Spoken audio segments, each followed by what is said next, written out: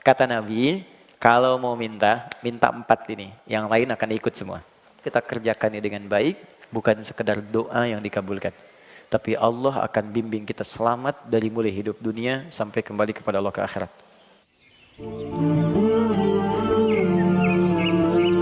Allah berjanji di Quran surah ke-14 ayat yang ke-7, la in syakartum la azidannakum. Kalau kalian mampu mensyukuri nikmat yang aku berikan, maka aku akan terus tambahkan. Dan itu menggunakan lam taukid untuk penguat. Kata Allah, pasti aku janjikan aku terus tambahkan nikmat itu. Di antara makna syukur itu bukan sekedar mengucapkan alhamdulillah, tapi pernah saya terangkan juga di sini saat kita bahas Al-Fatihah, syukur lebih kepada ungkapan kebahagiaan dan terima kasih atas nikmat yang Allah berikan dengan cara menggunakan nikmat itu sesuai dengan peruntukan yang telah Allah tetapkan. Allah meminta mata digunakan untuk melihat yang baik. Maka bentuk syukurnya gunakan mata untuk menatap yang baik-baik. Allah tidak ciptakan lisan dan mulut kecuali untuk bertutur yang baik-baik. Maka gunakan lisan ini untuk berkata yang baik-baik sebagai syukur kepada Allah. Demikian Allah tidak ciptakan sampai ke kaki kita kecuali berjalan dengan penuh kelembutan dan tawadhu. Maka hindari segala sikap-sikap kufur seperti sombong, ria, angkuh dan sebagainya.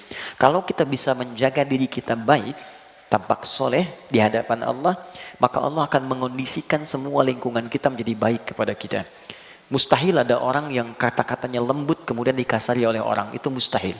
Mustahil ada orang yang berjalan dengan tawadhu tiba-tiba disombongi oleh orang, itu mustahil. Mustahil ada orang-orang yang jujur kemudian tiba-tiba dizalimi dengan tidak menentu oleh banyak orang, itu mustahil.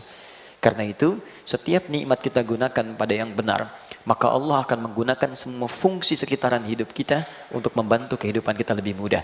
Mohon maaf, mungkin kesulitan yang dialami saat ini bukan karena kurang hebat kita mengatasinya, tapi mungkin ada persoalan-persoalan syukur nikmat yang belum tuntas. Mungkin karena kata-kata yang kurang bijak kepada kedua orang tua, sehingga ada perasaan yang belum tuntas untuk mendoakan kita. Ada kalimat-kalimat yang kurang pantas kepada pasangan, sehingga ketenangan tidak terbawa dalam pekerjaan. Demikian seterusnya. Nikmat harta juga begitu. Coba dicek, jangan-jangan selama ini lebih banyak nafsunya dibandingkan berkahnya. Banyak dibeli, tak banyak fungsi, itu nafsu namanya. Banyak ingin tapi tak butuh, itu nafsu namanya. Maka semakin orang mencukupkan nafsunya, semakin banyak beban dia bawa dalam hidupnya. Bukan sekedar akhirat yang dipertanggungjawabkan, tapi beban yang dipikul dalam kehidupan pun tidak mudah. Anda banyak mengoleksi pakaian yang tak butuh, bukankah Anda harus punya beban untuk merawatnya? Minimal punya tempat untuk bisa menaunginya, punya waktu untuk merawat, punya waktu untuk memperhatikan. Kalau kita tak pandai gunakan kalimat syukur, maka beban hidup semakin meningkat. Karena itu, gaya, fashion yang dipenuhi, tapi tidak butuh yang didapatkan, itu persamaan fisikanya berbanding lurus dengan tekanan. F berbanding lurus dengan P. Gaya berbanding lurus dengan tekanan hukum Pascal ya. Semakin banyak gaya, semakin tertekan hidupnya. Makanya kita harus menyesuaikan dalam beberapa hal untuk kembali pada nilai-nilai kehidupan. Oke, waktu kita terbatas. Sekarang kita ada bagian titik-titik akhir di pembahasan bab sholat. Nanti kalau sudah beres semua, saya review dari awal sampai akhir dengan menggunakan satu perangkat ya. Nanti mungkin saya minta teman-teman siapkan infocus. Saya sudah buat PowerPoint, sudah ada, sudah lama. Mungkin nanti setelah selesai saya urutkan dari awal dalam bentuk gambar untuk mengingatkan kita semua. Dan boleh di copy, saya tidak punya hak cipta. Ya Anda boleh copy, sebarkan lagi, mudah-mudahan jadi amal soleh untuk semuanya.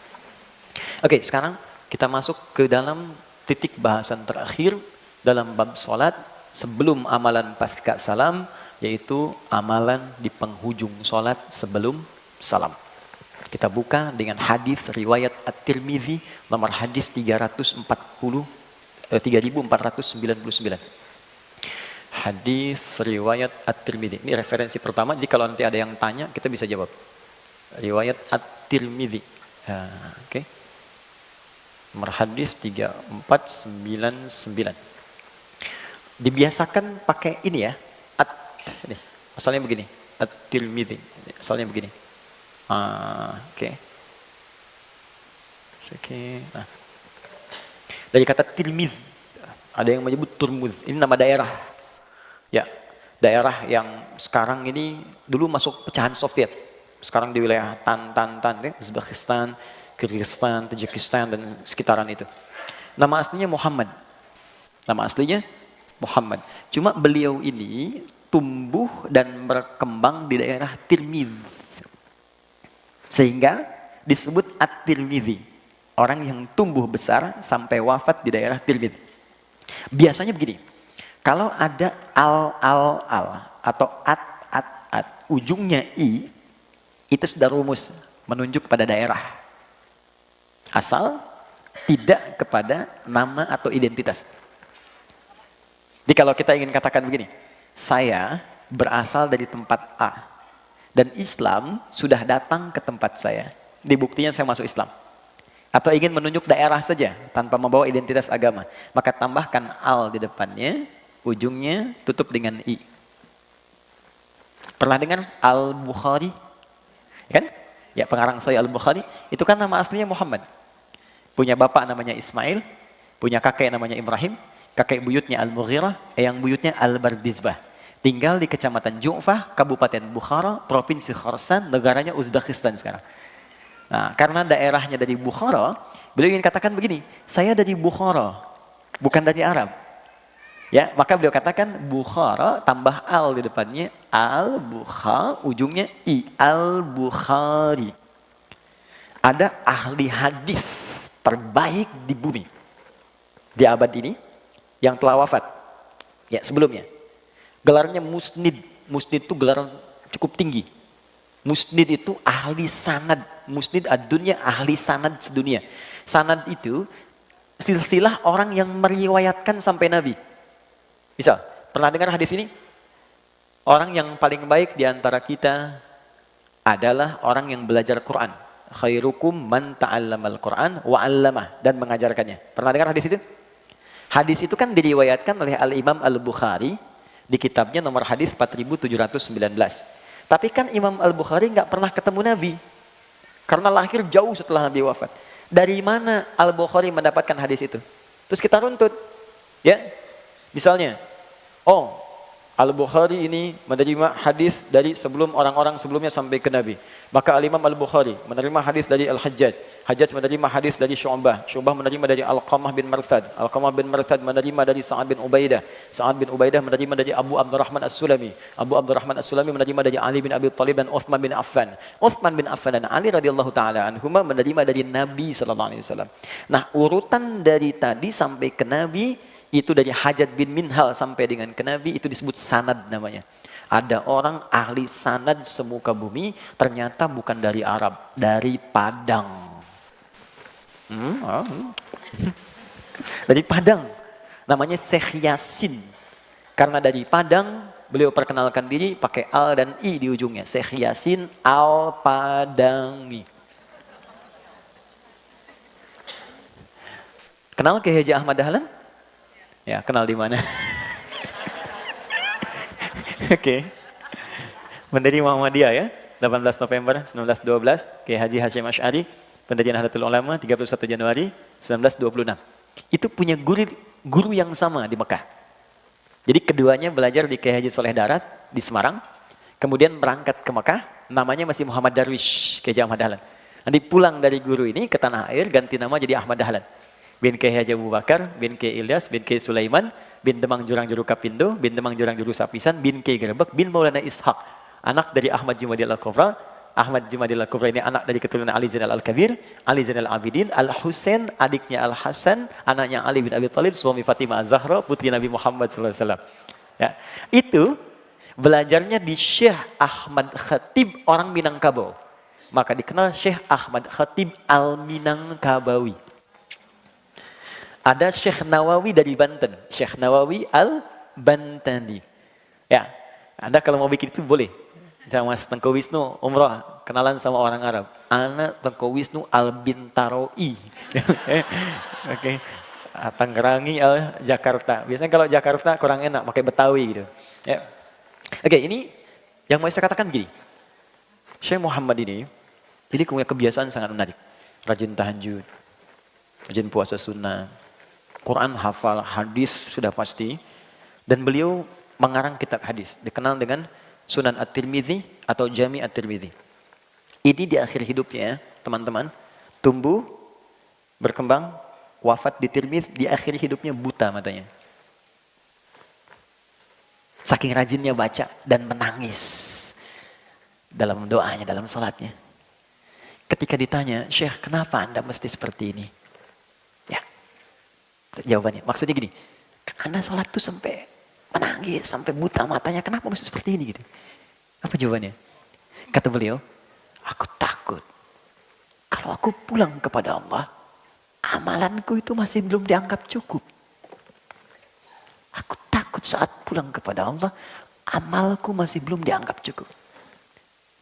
Saya katakan pada teman-teman, kalau ada orang sangat saleh, bangun tiap malam, hafal Quran, hafal banyak hadis, menulis kitab hadis, rajin puasa, dan masih mengatakan, menangis sampai buta mata, masih mengatakan, aku takut kalau pulang, bekalku masih belum dianggap cukup. Maka bagaimana dengan kita yang barangkali sampai hari ini Quran masih belum konsisten, baru sekedar dibaca, hadis belum banyak kita kemudian pelajari, tiap malam belum tentu kita bangun, dan kita masih menambahkan surga Firdaus, tapi seberapa banyak amalan kita yang bahkan di ujung-ujung hidup kita pun masih jauh dari Allah Subhanahu wa taala. Saya tidak mengatakan sepuh, karena setiap kita selalu berada di ujung kehidupan. Kita tidak tahu kapan kita wafat. Wafat, kematian tidak mengenal sakit, karena banyak orang sehat pun wafat. Wafat tidak mengenal usia, karena mungkin cucu wafat duluan dibandingkan dengan kakek neneknya. Karena itu bertakwalah kepada Allah, setiap kita belajar hadisnya, maka mengalir pahala untuk Al-Imam At-Tirmidzi. Baik. Beliau menceritakan satu kali qila li Rasulillah sallallahu alaihi wasallam. Satu kali Nabi sedang kumpul-kumpul dengan sahabat, hadis sahih. Sedang kumpul-kumpul dengan sahabat, tiba-tiba Nabi ditanya begini, "Ya Rasulullah, ayyud du'a'i asma'?" Ya Rasulullah, kalau kita pengen berdoa, di waktu apa yang paling didengar? Asma', yang paling cepat didengar oleh Allah, yang langsung dijawab seketika. Perhatikan jawaban Nabinya, hadis sahih. Qala jawful lailil akhir wa duburis salawatil maktubah. Kata Nabi ada dua waktu yang istimewa. Jawful lailil akhir, di penghujung setiap malam, saat akan berjumpa, bertemu dengan subuh. Oke, saya berikan rahasia ya. Di antara kita saja. Gini. Saya bagi waktu dulu gini. Ini waktu malam. Waktu malam itu disebut lail, teman-teman. Lail. Al-lail. Sedikit, ada lail, ada lailah. Itu beda ya. Oke, kalau lail itu menunjuk waktunya, malam. Waktunya saja. Terbentang dari ba'da isya sampai menjelang subuh. Kalau sekarang misalnya ba'da isya jam 7.30, jam 8 lah, jam 20 PM misalnya. Jam 8 PM malam sampai jam 4 misalnya, 04.00 menjelang subuh. Ini lail, waktu malam. Jadi kalau Anda menemukan kalimat lail, layali, lela, lili, lala, itu artinya malam dalam bahasa Arab. Ibu Leli, ibu malam-malam. Ya. Lail. Tapi kalau ada tak di ujungnya, lailah, gini. Lailah. Maka tak ini menunjuk sifat. Sifat istimewa yang ada di malam itu. Bukan pada waktu, tapi menunjuk keistimewaan yang ada di malam itu. Misal, Al-Quran turun di satu malam. Malamnya istimewa. Malam Al-Qadar namanya. Maka malamnya disebut lailah, bukan lail. Maka turun surah Al-Qadar, Inna anzalnahu fi lailatil qadar. Taknya ada. Ini menunjuk di malam itu istimewa. Beda dengan malam biasa. Tapi kalau lail saja itu malam. Nah, lail itu setidaknya dibagi dua bagian. Awalnya ini ba'da isya, ujungnya fajar. Dari sini terbentang sampai ke fajar, di sini kurang lebih 15 sampai dengan 25 menitan lah. Ada yang disebut dengan sahar, sin, ha, ra, saharun. Jamaknya disebut ashar. Waktu singkat menjelang fajar, sekitar 15 sampai 25 menitan. Nah, ini sudah meninggalkan lail, masuk ke fajar, masuk waktunya disebut dengan sahar, jamaknya disebut dengan ashar. Pekerjaan yang dilakukan di waktu sahar itu disebut dengan sahur namanya. Oh, nggak pakai sahur. Sahur. Oke. Pernah dengar makan sahur ya? Maksudnya makannya dikerjakan di waktu sahar. Jadi kalau kita ingin sahur di bulan puasa atau puasa sunnah, maka rumus dari Nabi nya tasaharu, makannya di waktu sahar, jangan terlalu awal. Sebab kalau kita makannya dari jam 2, ya, subuhnya masih 4:30, nanti nahan laparnya terlampau lama. Makanya rumus Nabi nya dekatkan ke fajar. Ya, 20 menit sebelum fajar, sehingga energinya terkumpul, nanti dipakai ibadahnya masih kuat. Kan ketika bergerak metabolisme dalam tubuh kita, jadi energi dipakai untuk ibadah, semakin waktunya menipis di sini ke fajar, semakin banyak kita bisa menggunakan untuk ibadah. Makanya bawaannya nggak tidur terus. Banyak hadis palsu berkeliaran di bulan Ramadan. Di antaranya tidurnya orang puasa itu ibadah. Hadis palsu. Sekarang dari sekarang. Nah ini, teman-teman, ini kata Nabi, potensial diijabah doa pada saat itu. Makanya kalau sedang Ramadan, saat sahur itu, saya sering sampaikan kepada teman-teman itu, yang kalau ngaji, kalau apa, jangan berhenti dimakan. Kalau bisa, kalau sudah makan, duduk sebentar. Ada amalan dalam Al-Quran, yang kalau kita kerjakan, itu diisyaratkan langsung dalam Al-Quran, orang-orang yang mampu mengerjakan amalan ini, itu hakikatnya seperti ahli surga yang sedang jalan-jalan di bumi. Ahli surga yang sedang beraktivitas di bumi. Apa amalannya? Itu ada di Quran surah ke-51 ayat ke-18. Paling kanan pertengahan di mushaf. Surah 51 ayat 18 surah Az-Zariyat. Wa bil ashari hum yastaghfirun.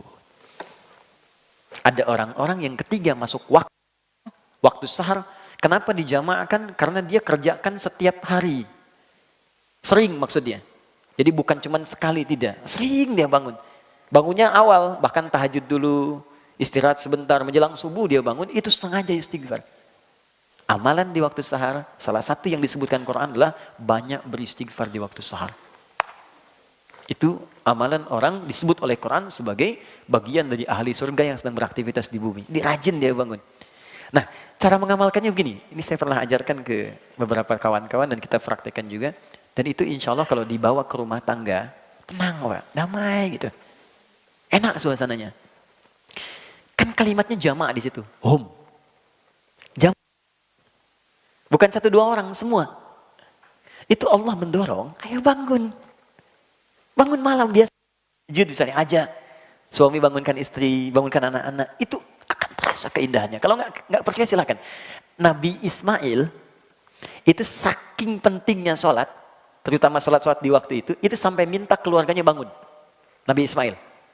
Nabi Ismail itu kakek Nabi yang ke-29. Muhammad SAW bin Abdullah, bin Abdul Muttalib, bin Hashim, bin Abdul Manaf, bin Qusay, bin Murrah, bin Kilab, bin Ka'ab, bin Ghalib, bin Fihir, bin Malik, bin Nadar, bin Kinana, bin Khuzaimah, bin Mudrika, bin Ilyas, bin Nizar, bin Mudar, bin Ma'an, bin Adnan, bin Adi, bin Adri, bin Muqawam, bin Nahur, bin Tari, bin Ya'ruf, bin Yasub, bin Nabit, bin Ismail. Alaihissalam. 29. Coba ulangi. Oke. Itu beliau masih minta keluarganya bangun sholat. Buka Quran surah 19 ayat 55. Surah Maryam ayat 55. Wa kana ya'muru ahlahu bis-shalah. Dan beliau terekam, kata Allah, disampaikan pada Nabi Muhammad, terekam pernah memerintahkan keluarganya bangun salat. Salat. Minta. Makanya Nabi kemudian membiasakan itu. Nabi bangunkan bahkan menantunya Ali. Ali bangun. Kerana wajah. Salat. Fatimah bangun. Bangun. Nah, apa yang terjadi setelah itu? Di waktu sehari istighfar. Istighfar. Dan tidak ada yang paling indah Pak. Ketika Anda duduk dengan pasangan. Suami, istri, ayah, ibu, anak. Suami mulai membuka. Mohon maaf ya. Selama ini mungkin aku banyak salah. Aku belum jadi suami yang baik. Anak-anak maafkan ayah. Ayah belum jadi ayah yang baik. Ya Allah ampuni saya. Kalau dosa yang hadir di keluarga adalah karena kesalahan saya. Lalu dia istighfar. Astagfirullah. Astagfirullah. Astagfirullah. Istrinya mengatakan, Pak maafkan mama juga, belum jadi istri yang baik. Anak-anak maafkan, belum jadi mama yang baik. Mungkin mama wafat di hari ini, belum jadi sempurna. Ya Allah ampuni saya, yang mungkin dosa di keluarga karena kesalahan saya. Astagfirullah ya Allah, astagfirullah. Lalu anak-anak mulai berkata, yang paling hebat ketika si kecil berkata, Pak maafkan Anda juga. Sampai hari ini belum bisa ngasih mahkota, belum jadi anak yang baik. Lalu semuanya istighfar, astagfirullah, astagfirullah, minta ampun sama Allah. Maka apa yang terjadi? Seketika diturunkan ampunan Allah Subhanahu wa taala untuk semua anggota keluarga itu. Wa man istaghfara li, hadis qudsi, Tabakoh pertama, tingkat pertama yang menerima hadis ini dari Nabi 30 orang sahabat senior. Kata Nabi, ketika ada seorang hamba, hadis qudsi, wa man istaghfara liya, yang istighfar di waktu itu, ghafartulah, aku ampuni semua dosa-dosanya. Kalau dosa sudah diampuni, rumus istighfar yang mengatakan semua doa walaupun belum diminta seketika akan dikabulkan oleh Allah Subhanahu wa taala. Kalau enggak percaya silakan. Itu kalau tiap hari dibiasakan, tidak ada kesalahan yang tertanam di rumah tangga, semua tenang. Hilang aja gitu. Dan tenang di hari itu, kalau setiap hari enak. Semua mengoreksi, semua mendekati Allah. Dan nanti Anda akan rasakan dampaknya ada kemudahan dalam kehidupan. Itu satu. Yang kedua, duburis shalawatil mafruḍah atau maktubah. Di setiap penghujung sholat fardu. Di setiap penghujung sholat fardu. Akhir sholat fardu. Ingat, bukan sholat sunnah ya. Bukan sholat sunnah. Akhir sholat fardu. Letaknya sebelum salam. Oke. Sebelum salam. Dalilnya dari mana taunya ini? Hadis riwayat Muslim. Nomor hadis 588. Yang meriwayatkannya sahabat Abu Hurairah radhiyallahu taala anhu, nama aslinya Abdurrahman bin Sakhr. Sebelum masuk Islam, ini mu'alaf. Sebelum masuk Islam namanya Abdus Syams, Majusi, pindah Kristen. Kemudian masih mencari-cari sampai bertemu Nabi di Madinah, masuk Islam. Dan masuk Islamnya itu 3 tahun sebelum Nabi wafat. Kurang lebih usia Nabi 60 tahun. Jadi Nabi sudah agak lemah, kalau sholat kakinya bermasalah, makanya turunnya beliau menggunakan telapak tangan. Saat turun. Pernah saya bahas di pertemuan yang lalu ya. Kalau teman-teman review, Anda temukan kalimat itu. Kemudian yang paling hebat begini. Karena sadar, beliau itu baru belakangan masuk Islam. Keduluan Abu Bakar, Umar, Utsman, Ali dan yang lainnya. Maka perhatikan prinsip para sahabat ketika mereka merasa terlambat dibandingkan yang lain. Maka apa yang dikatakan Abu Hurairah? Saya akan gunakan sisa hidup saya untuk menyusul kawan-kawan saya. Dia susul. Jadi yang teman-teman sahabat Abu Bakar, Umar, mungkin belajar dengan Nabi sehari, nggak setiap hari Pak, Ibu, dengan Nabi. Nggak setiap hari. Mungkin dengan Nabi 2 jam, 3 jam, ya, ada yang ikut ta'lim saja. Kan mereka juga berbisnis. Abu Bakar bisnis, Utsman bisnis, nggak setiap waktu ketemu Nabi. Ya, Abbas paman Nabi bisnis, makanya beliau ta'lim itu nggak setiap waktu. Nabi punya majelis ta'lim, hari Kamis khusus untuk ibu-ibu, akhwat. Selebihnya nanti ikhwan. Nggak setiap waktu Abbas bisa ikut ta'lim. Tapi setiap akhir pekan liburnya mampir ke majelis Nabi sampai hafal 200 hadis. Tapi yang hebat begini, kalau saya masih ada kesibukan begini untuk bisa berinfak, jadi mereka itu bisnis itu untuk bisa zakat, bisa infak. Yang dikejar akhirat juga. Itu prinsipnya. Kalau saya nggak hafal hadisnya, anak saya yang mesti hafal. Kalau saya nggak dapat Qur'annya, anak saya yang dapat. Maka kalau beliau sedang pergi dan tidak bisa ke majelis ilmu, maka anaknya Abdullah kecil yang disimpan di majelis ilmu. Karena itulah nanti ketika Nabi wafat, anak ini usia masih 13 tahun, bapaknya hafal 200 hadis, anaknya hafal 2000 hadis. Itu waktu dititipkan itu teman-teman, itu masih ada yang merangkak. Ya, masih merangkak. Bahkan kadang dibelai oleh Nabi, karena anak sering dibawa ke majelis ilmu, majelis ta'lim, maka kesenangan dia pun ke majelis ilmu akhirnya. Senang dengan ulama, senang dengan ustaz, senang dengan Nabi. Di anak itu gimana dibiasakan orang tuanya. Anda ajarkan dari kecil kalimat baik, subhanallah, alhamdulillah, Allahu akbar. Itu yang keluar di lisannya. Saya pernah lihat tahun lalu kurang lebih, ada anak tuh mau disuntik. Anak kecil. Begitu mau disuntik yang keluar kalimat thayyibah. Astagfirullah ya Allah, ampuni dosaku ya Allah. Anak kecil. Ya, tapi kalau dikasih mainan ya itu yang keluar. Yo tayo, yo tayo. Salah sih tidak, ini cuma mungkin ada beban ekstra kita untuk bisa mendidik mereka. Nah, saya mau kembalikan ke sini teman-teman sekalian. Jadi Abu Hurairah kemudian masuk Islam, prinsipnya saya mesti nyusul. Disusul sampai beliau jadikan semua waktunya untuk mendampingi Nabi. Karena merasa Nabi di penghujung waktunya. Akhirnya kemanapun dikejar. Nabi ke rumah, nunggu dekat rumahnya. Kemudian keluar rumah diikutin. Maksudnya gini, kalau sahabat nunggu di majelis ilmu Nabi, beliau pengen tahu dari sejak Nabi keluar rumah bagaimana jalannya. Kalau dipanggil bagaimana nengoknya? Kalau sholat bagaimana caranya? Jadi saking ingin dan nyusul dan mengikuti semua ajaran Nabi karena melihat nih manusia terbaik yang pernah hadir di zamannya, maka diikuti setiap langkahnya. Sampai-sampai kata Nabi, buka sorbanmu. Dibukalah sorbannya, dihamparkan, didoakan oleh Nabi, pakai lagi. Ketika dipakai kembali, kata Nabi, engkau diizinkan oleh Allah, setelah dibacakan apapun, seketika akan hafal. Gitu. Didoakan oleh Nabi, jadi tahu ini ahli ilmu. Karena itu ketika didoakan, dipakai kembali, apapun yang dibacakan kepada beliau seketika hafal. Yang mewarisi ini nanti Al-Imam Al-Bukhari. Nanti ibu saya sarankan, ibu cari buku tentang biografi Al-Imam Al-Bukhari, ibu perhatikan amalan ibunya. Karena single parent. Jadi nanti sudah meninggal, bapaknya, kemudian anaknya matanya buta, ibunya melakukan amalan, itu berdampak kepada anak. Dari mulai anaknya sembuh dari kebutaannya sampai punya kepintaran luar biasa. Imam Al-Bukhari itu sekali baca seketika hafal. Saya tadi cerita di Tanah Kusir.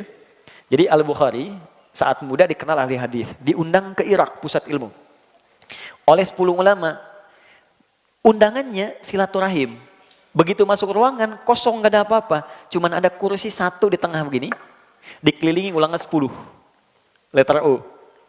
Apa yang terjadi? Ternyata diuji. Satu orang ulama menguji beliau dengan 10 hadis yang diacak semua sana dan matanya. Jadi nggak tersusun rapi, diacak. Satu orang mengatakan, ada hadis bunyinya begini, sampai 10.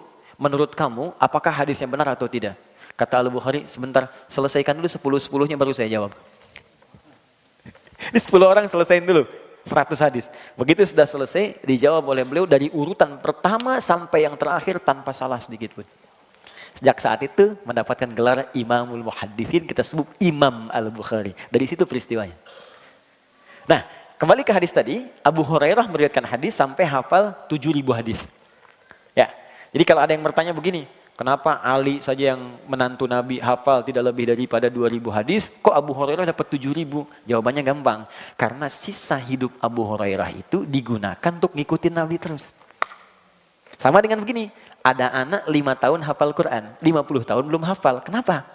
Karena anak itu memang fokus digunakan usia untuk menghafal saja. Jelas ya? Apa bunyi hadisnya? Idza tashahhada ahadukum. An Abi Hurairah radhiyallahu taala anhu qala, hadis riwayat sahabat Abu Hurairah menyampaikan dari Nabi sallallahu alaihi wasallam, idza tashahhada ahadukum, jika Anda menunaikan tasyahud akhir dalam salat. Fokus. Jika Anda menunaikan tasyahud akhir dalam salat, fas'alu bi arba'in, maka mintalah 4 hal. Ya. Bagus teman-teman? Lihat sini. Ada 2 waktu dikabulkan doa dengan cepat. 1, ini saat waktu sahar, yang kedua sesaat sebelum salat berakhir. Jika dalam posisi ini, tasyahud akhir sebelum salam, kita punya kesempatan untuk meminta, apa yang kita mintakan? Saya yakin kalau Anda diberikan waktu misalnya, ada waktu 1 menit, minta apa aja dikasih. Mau minta apa? Wah, masa. Banyak tuh, minta kaya, minta karir, minta surga, ya kan? Minta suami soleh, minta istri solehah, minta anak-anak soleh, banyak semua minta. Kata Nabi, kalau mau minta, minta 4 ini, yang lain akan ikut semua. 4. Kita hafal doanya. Apa yang 4 ini? Ini hadisnya, hadis Muslim, hadis 588. Allahumma inni. Oke, a'udzubika. 1, min azabi jahannam. 2, wa min azabil qabri. 3, wa min fitnatil mahya wal mamat. Oke. 4, wa min syarri fitnatil masihid dajjal. Oke, ada 4 ya. Yuk kita turunkan satu-satu, terus kita bahas. Kalau kita kerjakannya dengan baik, bukan sekedar doa yang dikabulkan, tapi Allah akan bimbing kita selamat dari mulai hidup dunia sampai kembali kepada Allah ke akhirat. Ya, tidak cukup dengan amin, kita bahas dulu. Ya. Saya hapus sebentar. Bismillah. Ya Allah, sabar ya Allah. Alhamdulillah, pahala sabar cepat. Oke. 1. Bismillah. Izin ya sambil nulis. Allahumma inni, saya yakin sebagian besar kita sudah mengetahuinya dan mungkin sudah mempraktikkan itu. Tapi nanti turunan yang belum kita bahas. Allahumma inni a'udzubika min azabi jahannam. Satu, berlindung dari siksa jahannam. Satu, berlindung dari siksa neraka jahannam. Nanti saya bahas neraka jahannam itu apa supaya tahu betul. Ya. Dua, wa min azabil qabri. Dari siksa kubur. Siksa kubur. Nanti saya juga sedikit banyak kalau ada waktunya masih ada kita bahas di alam kubur itu seperti apa. Ya, dari keterangan yang Allah sampaikan karena Allah yang Maha tahu. Kita kan belum tahu. Kalau pengen tahu ya cepat aja ke kuburan. Tiga. Wa min fitnatil mahya wal mamat. Ini yang kita butuhkan sekarang. Jadi kalau kita berlindung menyebut ini, wah, hoax, bulian, caci makian, gak akan ngaruh ke kita.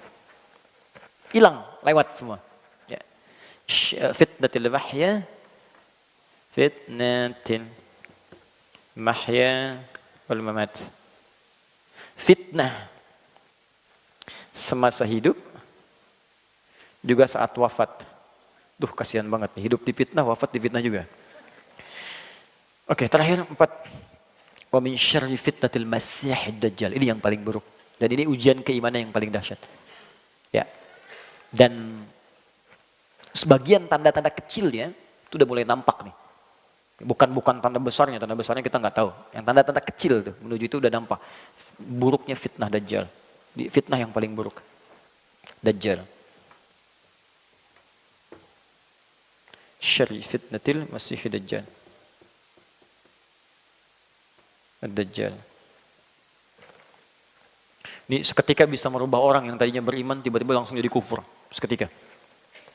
Nanti kita cerita. Ya, kalau sudah sampai ke nomor 4 kita cerita. Tadi ada 4 ini. Kata Nabi, minta. Setiap di penghujung kita selesai sholat sebelum salam. Kalau belum hafal redaksinya, minta di hati. Dengan bahasa kita. 4 ini sebutkan. Ya Allah, aku berlindung kepadamu ya Allah dari neraka jahanam, dari siksa kubur. Ya Allah, dari buruknya fitnah saat hidup ataupun nanti aku kalau wafat. Dan dari ya Allah, buruknya fitnah dajjal. Di hati. Tapi usahakan sambil kita menghafal, membaca sampai nanti kita bisa tahu cara bacanya sesuai dengan petunjuk Nabi. Kita lafadzkan itu.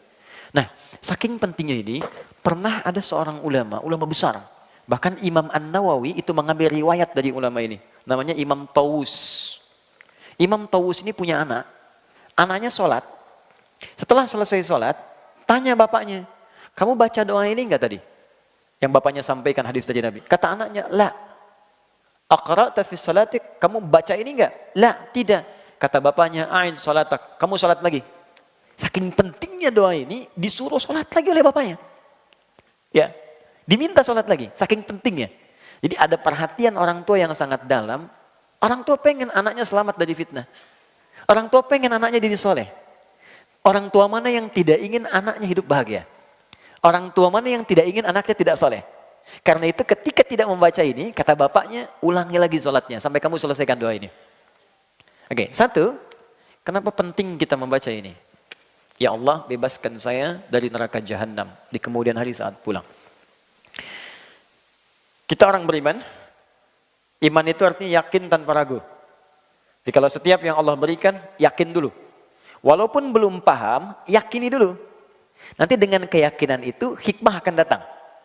Awas, jangan selalu mengandalkan logika ya. Karena kita ini manusia, punya keterbatasan. Di semua hal yang Allah tanamkan dalam manusia, itu punya batas. Contoh, mata punya batasan. Yang kita lihat besar sekarang, menjauh jadi kecil, bahkan hilang. Artinya, mata terbatas. Telinga punya keterbatasan.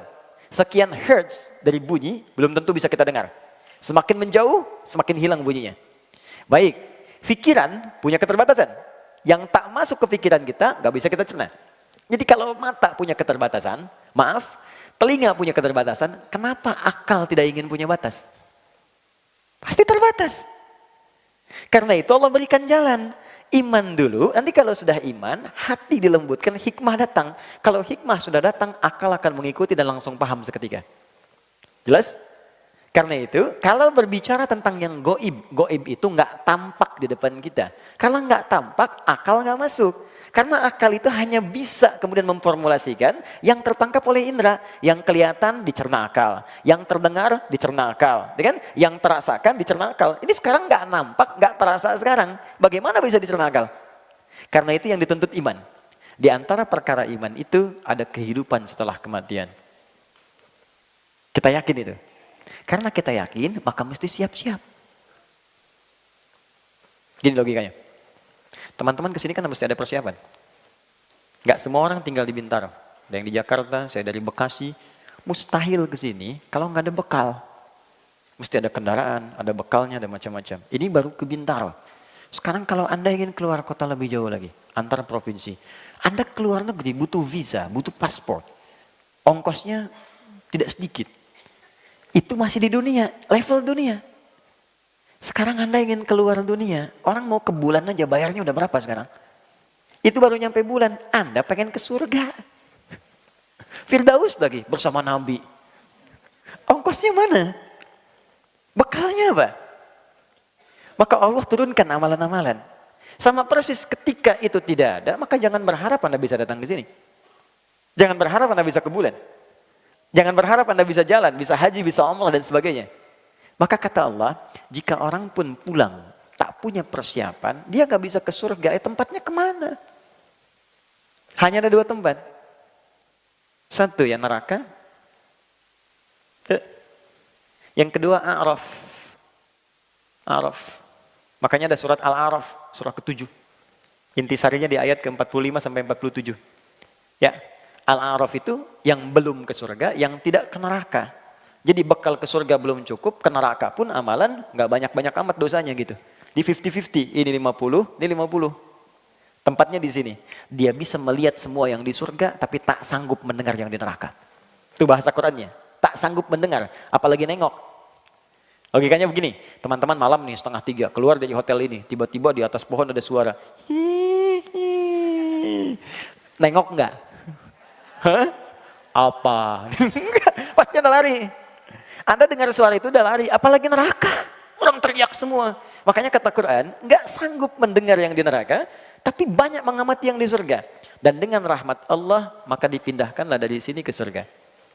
Setelah hisab selesai, 1 harinya 1000 tahun.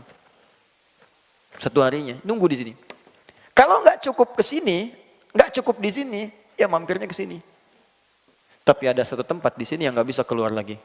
Namanya neraka jahanam. Di neraka itu dibagi 2. Neraka yang jahanam dan bukan jahanam. Ya bukan jahanam ya neraka juga. Seneraka-nerakanya gitu kan.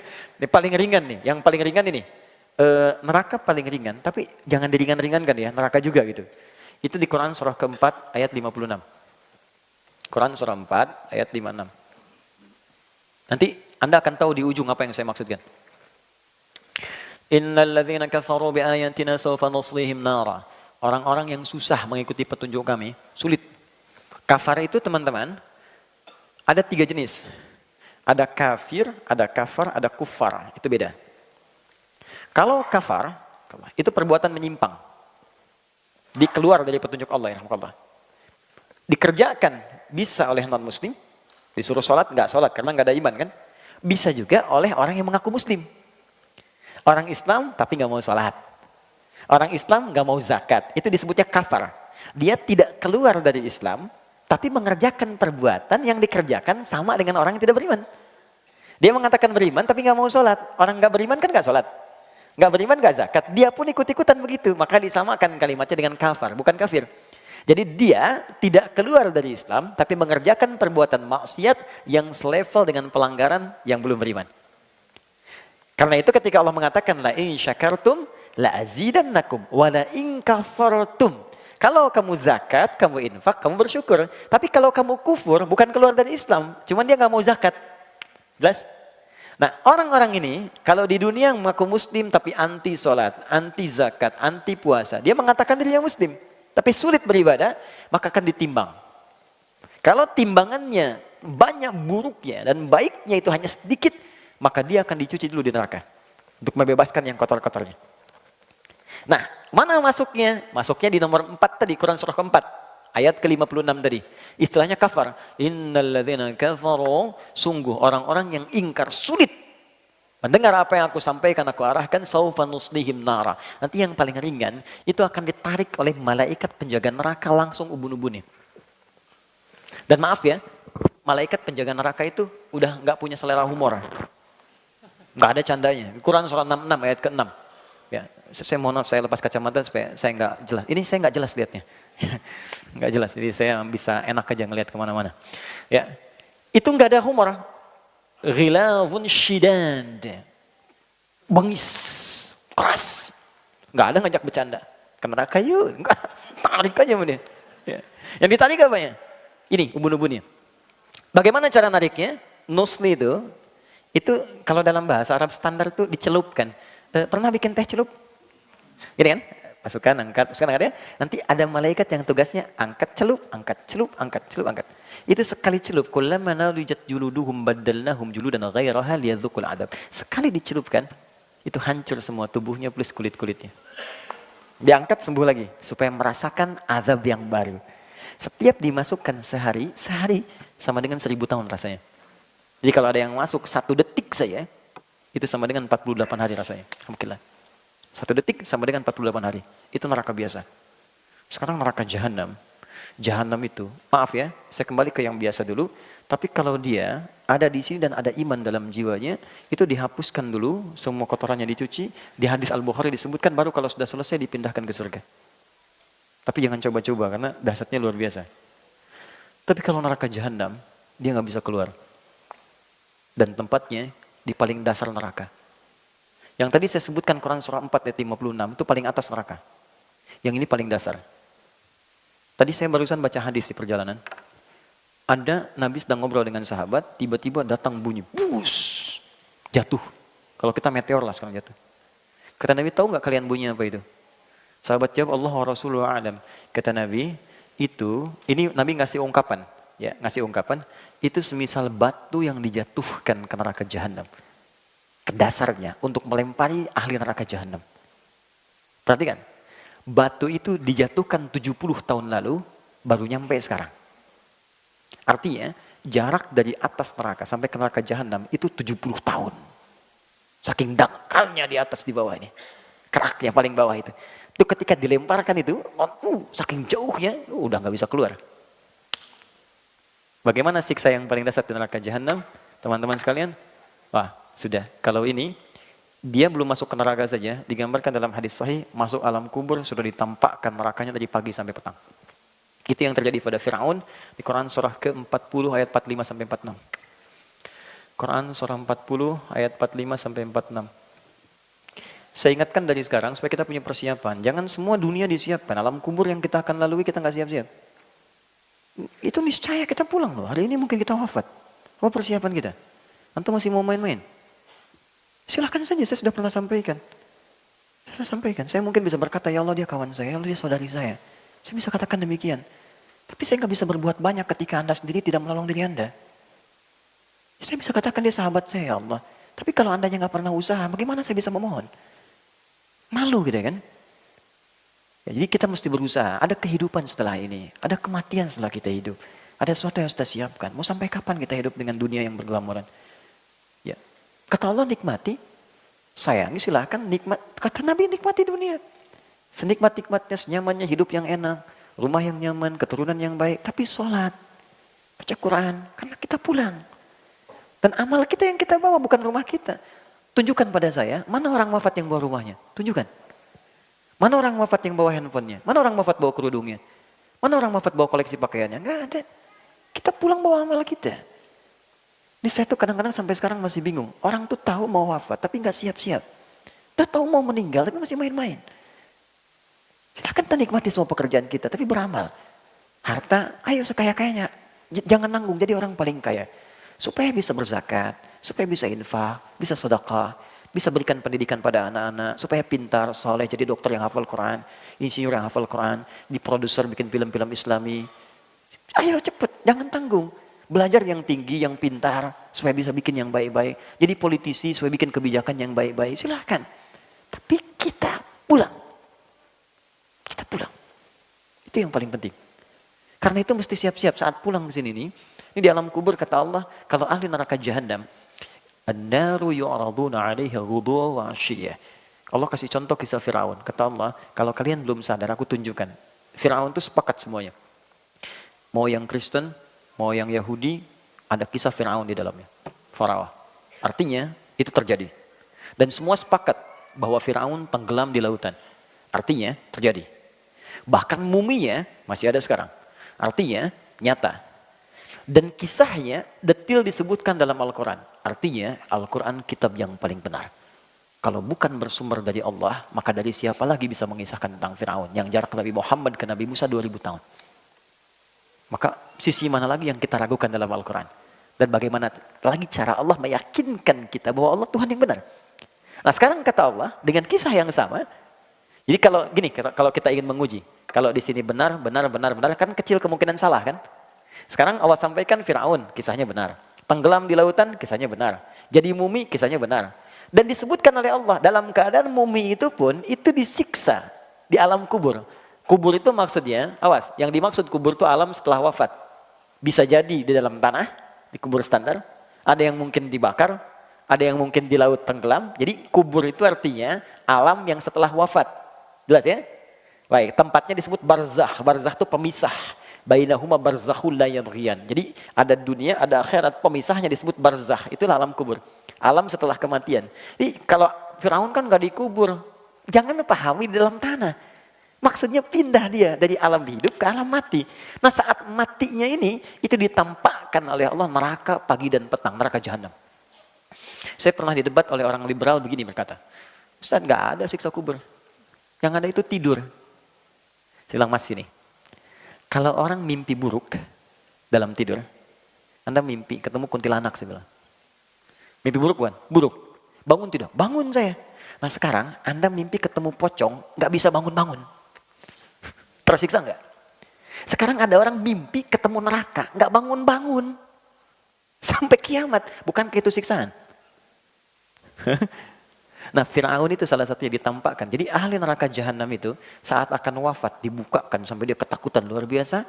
Saat di alam kuburnya ditampakkan neraka jahanam pagi sampai petang terus. Jadi nggak ada mimpi yang lain. Ahli surga beda. Kalau ahli surga nanti ada di Quran surah ketiga ayat 169 sampai 172. Ya. Jadi nanti saking indahnya ahli surga ini itu sampai-sampai begini Pak. Mungkin nanti di antara kita ada yang pernah merasakan bagian dari itu. Sampai-sampai dia berkata kepada Allah, ya Allah aku pengen ngasih tahu saudaraku. Aku pengen ngasih tahu teman-temanku. Wa yastabshiruna billadzina lam yalhaqu bihim min khalfihim alla khaufun 'alaihim wa lahum yahzanun. Kalau mereka mampu, mereka akan berkata pada saudaranya, kamu jangan takut, jangan tangisi aku. Kalau bisa cepat nyusul ke sini. Di sini lebih enak dari apa yang kamu kerjakan sekarang. Gak ada tugas lagi, gak ada beban lagi. Gak ada salat lagi, gak ada halal haram lagi. Semuanya enak di sini. Kalau bisa cepat ke sini. Makanya di Palestina itu diajarkan. Jadi kalau ada seorang wafat, itu yang masih hidup tuh bagi-bagi manisan. Kenapa? Ini alhamdulillah sudah wafat duluan. Mudah-mudahan saya nyusul besok. Mudah-mudahan saya nyusul. Makanya syahid itu ditanamkan dari sejak kecil. Syahid itu banyak nanti. Ya, kalau nggak ada konteksnya pembelaan diri, sedang diserang. Kalau tidak ada konteks itu, nanti semua pekerjaan kita yang baik-baik diniatkan karena Allah itu fisabilillah. Seperti sekarang belajar. Itu kalau wafat orang sedang mengajar atau Anda belajar, itu syahid. Seorang ibu mengandung. Misal saja. Wafat saat melahirkan misalnya. Baik bayinya atau ibunya, syahid. Sedang menyusui, wafat, diniatkan ikhlas, syahid. Anda sedang bekerja, diniatkan ibadah untuk beribadah pada Allah, syahid. Pertanyaan saya, setiap Anda bekerja, niat ibadah enggak? Jangan-jangan niatnya harta melulu, makanya capek kerjanya. Capek gitu. Itu ada nilai-nilai itu.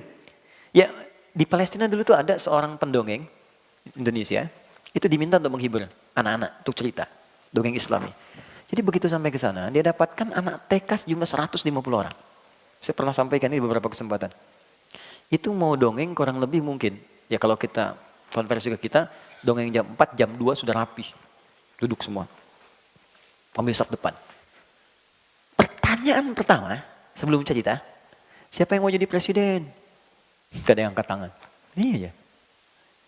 Siapa yang mau jadi dokter? Yang perempuan dikit-dikit ada yang angkat. Siapa yang jadi pemain bola? Laki-laki sebagian sedikit angkat. Yang keempat. Siapa yang mau jadi syahid fisabilillah? Gak ada yang ngangkat. Tapi semua berdiri. Dan mengepalkan tangannya. Nahnu syuhada, kami yang syahid, kami yang syahid. Terdengar sayup-sayup mengatakan, saya akan nyusul paman saya akan nyusul kakak saya akan nyusul ayah saya akan nyusul paman saya. Semua mengangkat tangannya. Karena memang diajarkan untuk persiapan pulang. Makanya amalan itu dikejar. Kejar amalan itu. Karena dia sadar akan pulang. Nah ini yang sekarang berkurang di kita. Semua mengejar hidup dan tidak menyiapkan wafat. Nah neraka jahanam dahsyatnya di alam kubur begini, dan kalau sudah masuk nggak akan pernah bisa keluar. Nggak akan bisa keluar. Dah selesai. Walaupun dia beriman, ada orang beriman yang masuk neraka jahanam. Siapa orang itu? Orang yang beriman di lisannya tapi ingkar di hatinya. Disebut munafik namanya. Orang munafik ini tempatnya di neraka jahanam. Dalilnya Quran surah keempat ayat 140. Quran surah 4 ayat 140. Paling kiri sebelah bawah di mushaf. وَقَدْ نَزَّلَ عَلَيْكُمْ فِي الْكِتَابِ أَنْ إِذَا سَمِعْتُمْ آيَاتِ اللَّهِ يُكْفَرُ بِهَا وَيُسْتَهْزَأُ بِهَا فَلَا تَقْعُدُوا مَعَهُمْ حَتَّى يَخُوضُوا فِي حَدِيثٍ غَيْرِهِ. Jika Anda mendengar ada orang-orang yang bahkan kata Quran gelarnya cukup tinggi, bagus, tapi dia memalingkan isi ayat-ayat Allah. Kadang-kadang memotong ayat-ayat, kadang mohon maaf ayatnya dialihkan kepada pengertian lain. Maka kata Allah jangan sertai mereka. Jangan celak juga. Udah diamkan aja, tinggalkan. Kalau Anda ikuti yang seperti itu, semua agama sama, menuju pada Tuhan yang sama, cuman caranya beda-beda. Anda ikuti seperti itu, ujung-ujungnya Anda nanti nggak sholat juga. Ujung-ujungnya nggak ibadah juga. Tinggalkan dulu mereka, sampai mereka taubat. Baru datangi lagi.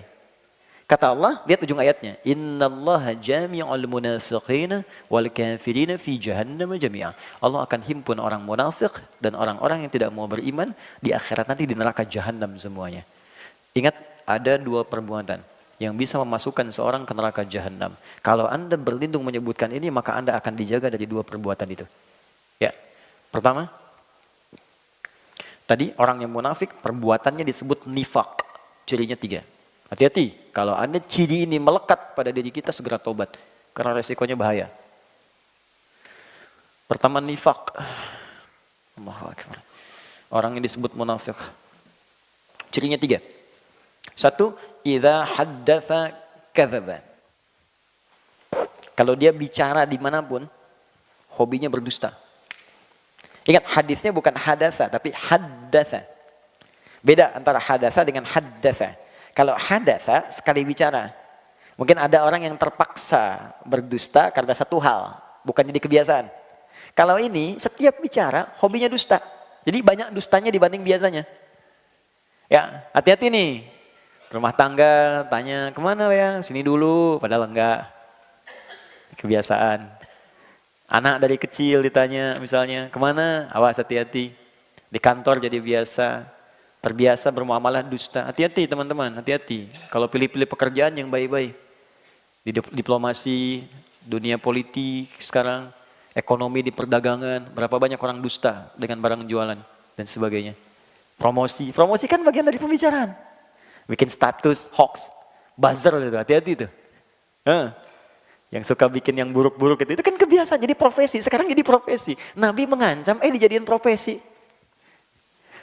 Nabi mengancam, jangan hati-hati ini. Kamu bisa jadi munafik, dijadikan profesi. Itu bahaya. Itu kalau nggak tobat, makanya kita doakan. Itu kalau malam bangun tuh doakan. Ya Allah, jadikan yang orang belum baik jadi baik. Ya Allah, bukakan pintu tobat untuknya, berikan dia hidayah. Ya Allah, aku tahu rahmatmu lebih luas daripada hukumanmu. Berikan mereka rahmatmu, berikan kami rahmatmu. Minta. Jadi jangan diperjelek juga, doakan dah. Mungkin ada yang statusnya buruk, ahli maksiat, doakan mungkin dia jadi orang paling soleh dibanding kita di kemudian hari. Ya, minta sama Allah. Mungkin Anda punya teman-teman, doakan dia. Minta, berikan kebaikan untuknya. Nah itu satu. Kemudian yang kedua, ciri orang munafik, ini hobi dusta, satu hobi dusta. Nah, kemudian yang kedua, wa idza wa'ada akhlafa, sering ingkar janji. Sering ingkar janji.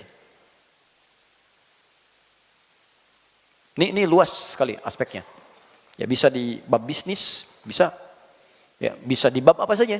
termasuk standar kehidupan. Jadi bukan sekali dua kali, bukan karena kondisi terpaksa, tidak. Tapi memang hobinya begitu. Jadi janji itu dianggap enteng untuk diingkari. Besok ketemu ya, terus gak datang dia. Kamu kemana? Aku udah nunggu. Ah maaf ya, aku ada pekerjaan misalnya atau apa. Tapi dianggap biasa aja, nggak ada apa, nggak ada. Bahkan kadang-kadang nggak ada maaf, sudah biasa. Itu hati-hati. 3. Wa idza tu'mina khana. Nah, itu yang paling bahaya. Kalau diamanahi, dia berkhianat. Banyak berkhianat, khianat.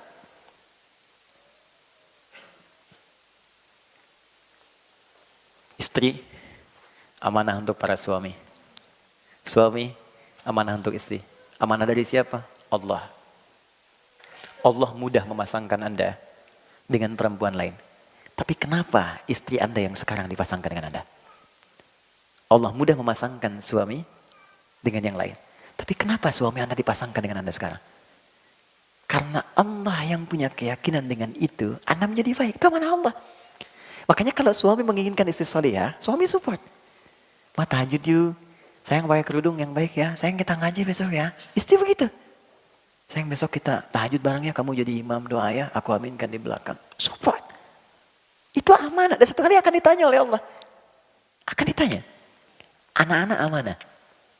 Sudah berapa banyak anak Allah amanahkan kepada Anda? Sudah sejauh apa Allah mendekatkan dia dengan Anda mendekatkan dia dengan Allah? Itu amanah. Satu kali akan ditanya. Dan nanti ada riwayat ketika anak akan ke neraka, orang tua ke surga, ada riwayat anaknya mengajukan protes kepada Allah. Perhatikan, dengar kalimatnya. Ya Allah, aku begini nih karena orang tuaku tak pernah peduli kepadaku. Mereka sholat sendiri saja, ya Allah, aku gak pernah dilihat. Mereka puasa sendiri, aku gak pernah diajak. Kalimat itu muncul. Lalu apa yang terjadi? Diadili oleh Allah keduanya, dikonfirmasi ternyata benar kejadiannya. Maka ditukarkan. Semua beban itu dipindahkan kepada orang tuanya, anaknya kemudian dibersihkan, anak yang ke surga, orang tua ke neraka. Hati-hati. Nah, itu amanah. Pekerjaan amanah. Apapun itu. Dan semua akan dipertanggungjawabkan. Makanya kalau kita niatkan ikhlas, dunia otomatis datang, akhirat itu akan mulia. Ya Anda yang kerja apa saja, itu jaga dengan baik. Niatkan ibadah. Nah ini ya, 3 ini. Maka nanti kalau kita sering berdoa begini, Allahumma inni a'udzubika min adzabi jahannam. Artinya, ya Allah lindungi aku dari sebab-sebab neraka jahannam. Maka Anda akan didorong oleh Allah untuk berbuat jujur. Pekerjaan jujur, di kehidupan rumah tangga jujur, terus cerita bareng-bareng. Ya, nikmat hidupnya. Ya, mengajar jujur. Saya juga sama Ustadz. Jangan karena saya senang satu amalan, saya sembunyikan yang lain itu dosa besar. Anda tahu, orang yang masuk neraka duluan itu 3 golongan. Salah satunya Ustadz. Kiai, para pengajar. Makanya saya sering katakan tolong doakan itu. Jangan dikira mudah itu. Tidak mudah. Tidak mudah. Ya, ada seorang yang berkata ketika ditanya, "Ma fa'alta bi'ilmik?" Apa yang kamu kerjakan dengan ilmumu? Dia berkata, "Saya mengajar karenamu ya Allah." Kata Allah, "Kadzdzab."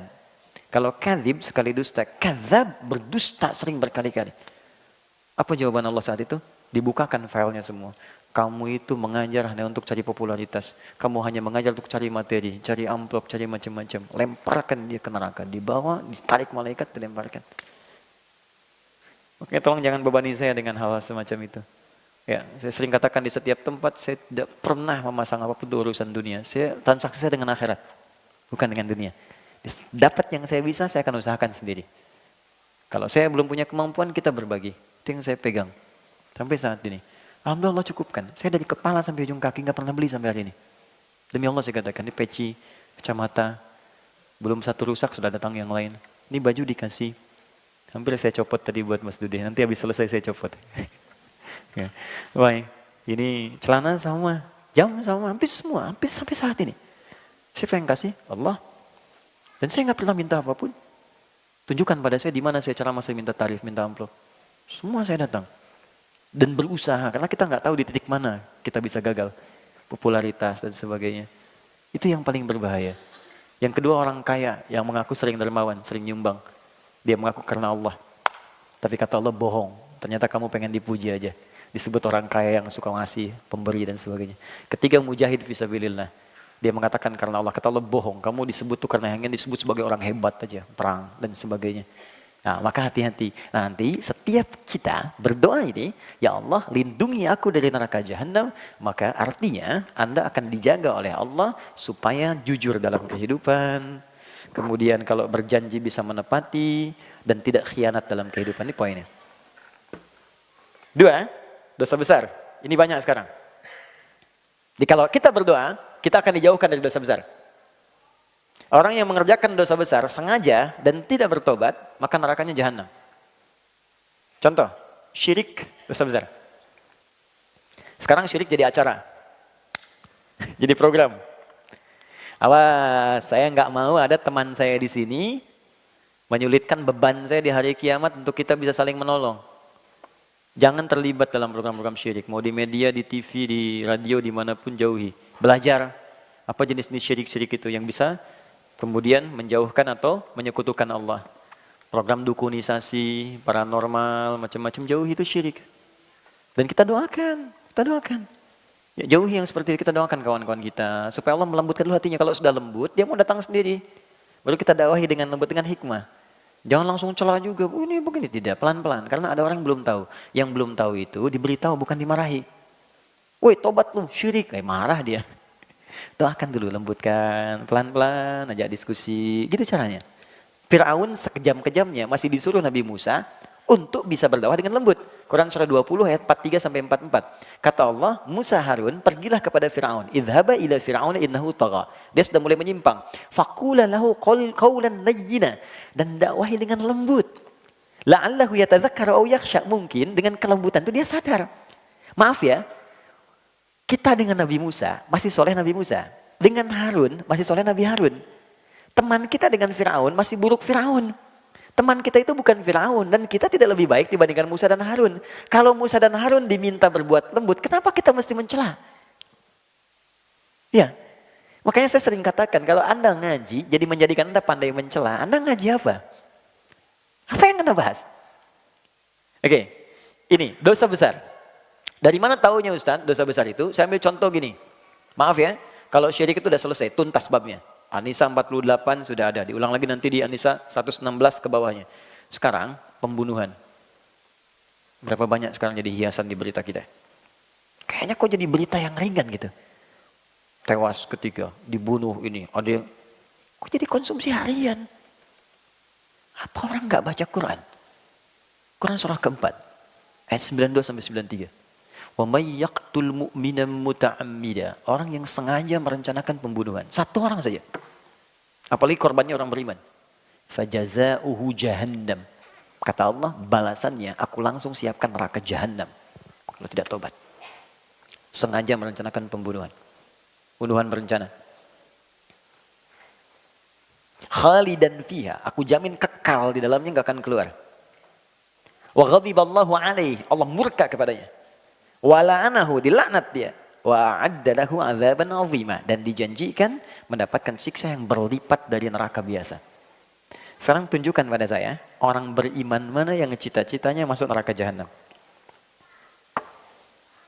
Makanya kalau ngajinya benar, itu nggak akan ada kekerasan seperti ini.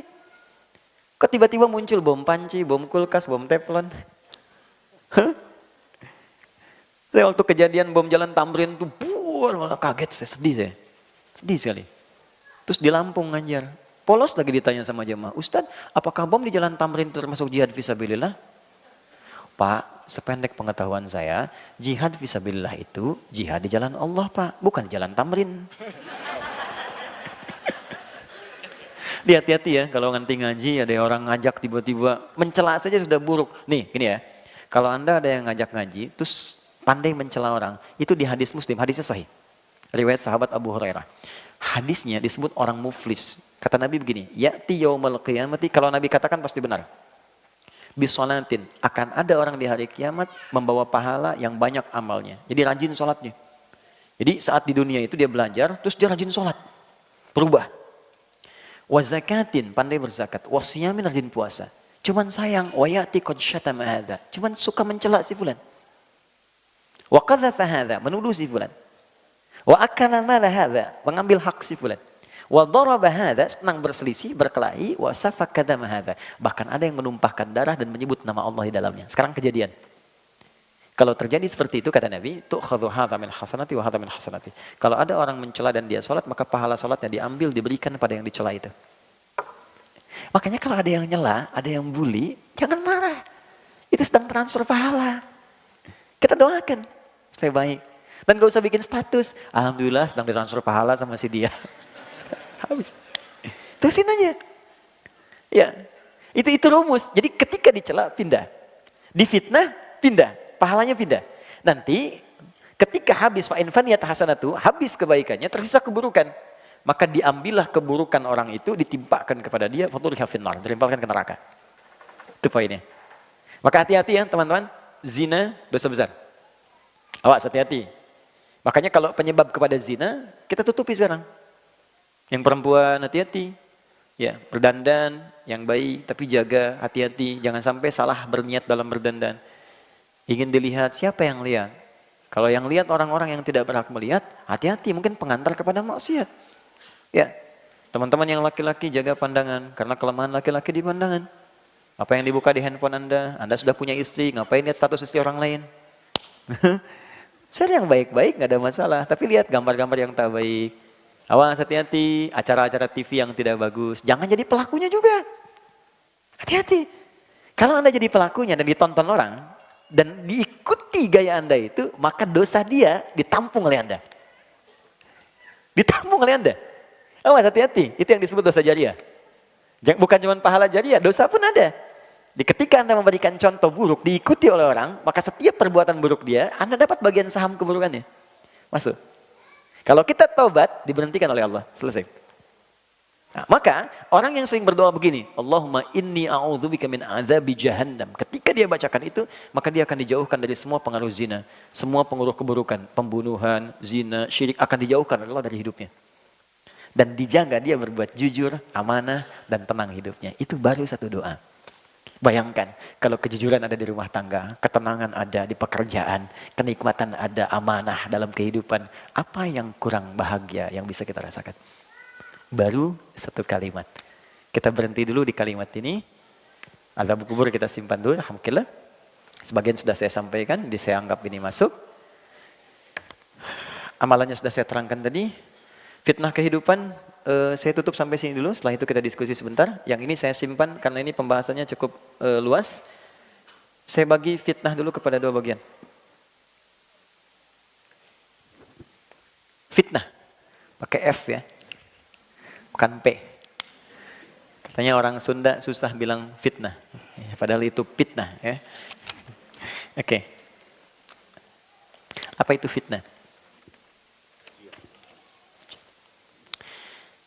Fitnah itu, dia punya beberapa arti.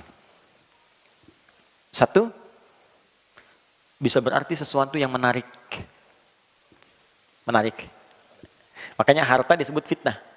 Karena banyak menarik orang untuk bisa mendapatinya. Anak-anak disebut fitnah. Karena banyak orang mengharapkan punya keturunan, anak, dan seterusnya. Ujian itu fitnah. Tuduhan itu fitnah. Nah, yang dimaksud di sini adalah hal-hal negatif yang terkait dengan aktivitas kehidupan kita. Misal, tuduhan yang kerjakan orang kok yang kena kita. Atau, maaf, fitnah di keluarga, anak-anak. Orang tuanya soleh, anak-anaknya buruk. Fitnah di harta benda, hati-hati. Tidak bisa menggunakan harta sesuai ketentuan Allah. Orang menggunakan untuk sedekah, dia pakai buat nyogok, dia pakai buat korupsi dan sebagainya. Itu fitnah. Ada fitnah yang terjadi selama kita hidup. Dan itu sudah nampak sekarang, banyak. Yang kerjakan orang dituduh orang lain. Ada rekayasa, ada macam-macam, dan itu banyak hal dalam aspek kehidupan kita. Nah, ternyata sebagian umumnya manusia tidak bisa lepas dari ini, fitnah kehidupan. Tapi kita bisa memproteksi ini dengan memohon kepada Allah sang pemilik segalanya. Untuk menutup semua pintu-pintu itu, bukan gak dapat fitnah. Sebelum fitnahnya kita alami, langsung Allah tutup. Sehingga kita tidak masuk ke dalamnya. Maka anak-anak kita, teman-teman kan merawat di rumah tuh. Mohon izin ya, Anda kan merawat di rumah bisa Anda kontrol. Apa yang dia lihat, apa yang dia baca. Sekarang anak kita sekolah, siapa yang jaga dia? Apa yang dia makan, bagaimana bisa Anda tahu? Anda sudah capek mengandung 9 bulan 10 hari, melahirkan, memberikan ASI. Teman-teman merawat peluh kesahnya. Tiba-tiba ketemu teman yang menjauhkan dia dari kebaikan pada Anda. Bukan Anda akan kecewa? Saya pernah menanggai kasus ini, Pak. Orang tua soleh, anak disekolahkan di sekolah Islam. SD, SMP, SMA. Tapi kurang kontrol. Begitu mau masuk kampus, dianggap cukup bekalnya. Maka dia boleh bebas pilih kampus. Maka masuklah dia ke kampus umum, yang aturan di kampus itu mesti ikut atau bergaul dengan teman-teman yang bahkan tidak seagama. Dia tidak pulang 2 pekan. Setelah ospek itu, begitu pulang dia minta izin pindah agama. Tuh. Jadi ada fitnah kehidupan. Bisa terkait harta, keluarga, pekerjaan. Ada hal-hal yang tidak kita kerjakan, tiba-tiba kita ya kena. Ada aspek harta benda yang salah penggunaan. Ada di keluarga yang terlibat tindakan yang buruk. Itu masuk disebut dengan fitnatul mahya. Segala ujian kehidupan, hidup yang menjadi beban. Rasanya jadi beban untuk kita. Ya. Sudah? Yang kedua, ada konotasi yang positif. Tapi kalau nggak dikerjakan, jadi negatif. Yang kedua ini artinya, ujian yang diberikan pada orang lain, tapi kita diminta belajar dari hikmah itu. Yang mengalami ujiannya disebut dengan bala namanya. Bala. Cukup sekali ya. Kalau 2 kali jadi bala-bala. Bala. Oke. Atau ibtala. Misal, hujan nih. Banjir kan? Banjir misalnya. Ada tempat tuh. Kalau banjirnya mengenai saya misalnya langsung seketika, nah maka itu bala buat saya. Ibtala, saya diuji. Nah sekarang, bagi Anda yang tidak kedapatan banjir, diminta belajar dari situ. Kenapa di sana banjir? Misal, karena saluran kurang bagus, kan? Karena nggak sampai, ya. Kenapa di Aceh misalnya kena tsunami begini? Oh, karena mungkin ada kejadian-kejadian di pantai begini, air laut gak stabil, berarti mesti siap-siap. Kalau tinggal di pantai lagi misalnya rumahnya ditarik agak sedikit ke darat dan sebagainya, bikin persiapan. Ujian yang terjadi di tempat lain, tapi kita yang diminta belajar dari situ disebut fitnah untuk kita. Ada orang jalan di tengah jalan, harusnya di pinggir di jalan. Kena dia oleh mobil. Maka fitnah buat kita, maksudnya jangan sampai kita melakukan hal yang sama di kemudian hari. Karena itu boleh jadi sekarang yang banyak ditampilkan di media, ada pembunuhan, ada penipuan, ada korupsi, ada macam-macam, sebetulnya salah satunya fitnah untuk kita. Maksudnya yang mengalami orang lain tapi kita diminta belajar jangan melakukan hal yang sama. Jelas? Itu konteks yang positif, tapi bisa jadi kemudian negatif kalau dia tidak dikerjakan. Nah, terakhir ada orang meninggal masih difitnah juga. Itu paling gak enak. Sudah meninggal masih dituduh juga, kasusnya masih dibuka juga, kadang-kadang jasadnya dikeluarin lagi, ini lagi, cek lagi, itu lagi. Hidup aja sudah susah, meninggal makin susah lagi. Maka dari itu, diajarkan oleh Allah, kalau kita bacakan bagian ketiga ini, maka semua pintu-pintu itu Allah akan padatkan. Minimal, sekalipun ada, nggak ada beban buat kita. Jadi kalau bukan ditutup oleh Allah, atau dibuka untuk pelajaran, tapi hati kita dilapangkan. Misal, celaan itu kan tuduhan, bagian kecil dari fitnah. Kalau orang sudah dilapangkan hatinya, ya walaupun kerannya dibuka, tapi ke hati itu nggak akan berpengaruh. Ya celah aja, nggak ada masalah. Hatinya itu masih lapang. Ya, saya pernah ilustrasikan begini. Ada seseorang datang pada seorang kakek ngadu masalah. Kakek itu cuma mengambil garam 2 genggam. 1, dia taburkan simpan di gelas seperti ini. Minum katanya. Ambil airnya dari danau. Begitu diminum dia muntahkan. Kenapa? Asin. Sekarang dia lemparkan genggam satunya lagi ke danau, air tawar. Lalu diambil airnya, sekarang minum. Begitu diminum, segar ya. Kata kakek itu, ini hikmah yang bisa kita ambil. Demikianlah kehidupan kita. Kalau hati kita sekecil gelas ini, maka persoalan kecil pun akan jadi besar dalam hidup. Tapi kalau hati kita bisa lapang, seluas danau ini, yang besar pun akan terasa kecil dan tidak berpengaruh dalam kehidupan. Itulah meluaskan sesuatu disebut dengan insyirah. Yang luas disebut syarah. Maka turunlah surah Al-Insyirah yang menyatu dengan surah Al-Duha itu. Perhatikan kalimatnya. Alam nashrah laka sadrak. Wa wada'na anka wizrak. Alladhi anqadha dhahrak. Kalau hatinya sudah luas, beban yang datang di dalam tubuh kita pun, yang menjadikan berat dari kepala sampai kaki, akan dilapangkan oleh Allah. Maka ditutup dengan kalimat indah. Inna ma'al usri. Setiap kesulitan paling sulit pun, kadang-kadang bisa selesai oleh orang ini dengan senyuman saja. Yusrun, kemudahan yang paling mudah. Maka orang yang baca doa ini, itu akan dilapangkan oleh Allah sehingga kesulitan-kesulitan di hadapan diri dia ringan semua. Kadang-kadang cuma senyum aja. Ada yang begini, ada masalah, selesai nih. Dah, macet orang ngeluh, tantin klakson. Alhamdulillah bisa baca Quran. Ya, terlambat bagaimana ya? Bilangannya terlambat, macet. Emang kenapa? Diberhentikan pekerjaannya, cari pekerjaan lain. Rezeki sudah diatur. Lapang sekali gitu hatinya tuh. Ya, kalau begini bagaimana? Akan belum kejadian. Tenang gitu. Nah, cukup ya? Saya kira sementara itu manfaat doanya. Terakhir, fitnah Dajjal. Nanti siapa itu Dajjal? Bagaimana ciri-ciri Dajjal? Seperti apa bentukan Dajjal? Nanti kita bahas di pertemuan berikutnya dengan melengkapi salam dan amalan setelah salam. Ya, tapi tanda-tanda kecil dari Dajjal itu sekarang sudah muncul. Dajjal itu dahsyatnya nanti gini. Dia nunjuk ke langit, hujan-hujan. Makanya ada orang menganggap dia Tuhan. Ya, tiba-tiba langsung hilang imannya. Dia bisa menunjuk, memukul kuburan, bangun. Ujiannya begitu. Nanti yang dibunuh, yang membunuh dia, nanti Imam Mahdi atas petunjuk Nabi Isa alaihissalam. Ya, nanti turun ke bumi, menyelesaikan itu. Tapi sekarang tanda-tanda kecil tuh ada. Ada yang minta bantuan jin tertentu, melakukan amalan-amalan Dajjal. Ya, apa di antara amalannya? Nanti kita lihat di pertemuan berikutnya insya Allah. Oke, baik. Kita punya waktu menjelang ke zuhur, ada 30 menit. Saya ambil 20 menit saja, 10 menitnya mohon izin saya harus ke bandara. Saya akan terbang ke Jogja hari ini. Jadi kita maksimalkan untuk hari ini. Silakan. Baik Ustaz, dari Mas Primus. Bismillah, Assalamualaikum warahmatullahi wabarakatuh. Waalaikumsalam warahmatullahi wabarakatuh. Ini terkait tentang sholat Ustadz. Di pertemuan 2 bulan yang lalu, duduk istirah dan tawaruk. Apakah duduk terakhir itu, sebelum salam terakhir, kita boleh istirah? Apakah boleh seperti itu? Ini masalah kenyamanan saja. Baik. Terus yang kedua Ustadz, di pertemuan lalu Ustadz mengatakan bahwa di dalam sholat sunnah itu sebaiknya ayatnya ditambah. Sedangkan stok hafalannya cuma segitu-gitu aja. Ya.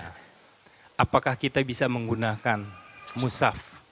Dan bagaimana, apakah pahalanya lebih baik menggunakan mushaf atau tidak? Itu saja Ustaz. Terima kasih. Assalamualaikum warahmatullahi wabarakatuh. Terkait dengan iftirash dan tawarruk. Iftirash melipat di bagian kaki yang kiri, diduduki kemudian, sementara yang kanan tetap tegak seperti ini. Sudah pernah dicontohkan. Ini ada kamera kan ya? Masuk ke situ ya. Jadi kalau kita contohkan sekali lagi, yang ini iftirash, yang kanannya dilipat seperti ini, diduduki, yang kiri maaf, dilipat begini, yang kanannya tetap terbuka, jari kakinya kemudian dilipat seperti ini. Ya, kalau nampak di layar. Mohon izin, saya boleh di sini? Supaya kelihatan. Maaf dan jangan ditiru ya. Ini hanya untuk contoh saja. Ya, kita ambil ininya, boleh? Saya minta izin. Ya. Saya clearkan dulu pertama. Ini sekarang posisinya bukan meja, tapi tempat praktek. Ya, saya takut video saya dipotong nanti jadi berubah. Bismillah. Mohon izin ya. Jadi ini seperti ini. Iftirash dari kata farasha, membentangkan bagian yang kirinya, kemudian diduduki. Karena itu kasur disebut dengan firash, karena dia dibentangkan dan ditiduri di atasnya kemudian. Yang kanannya ditegakkan begini dan dilipat seperti ini. Ini iftirash. Oke. Tawarruk lebih santai. Ininya dimasukkan ke sini, kemudian duduknya di alas bawahnya. Kemudian yang kiri tembus ke bagian betis yang kanan.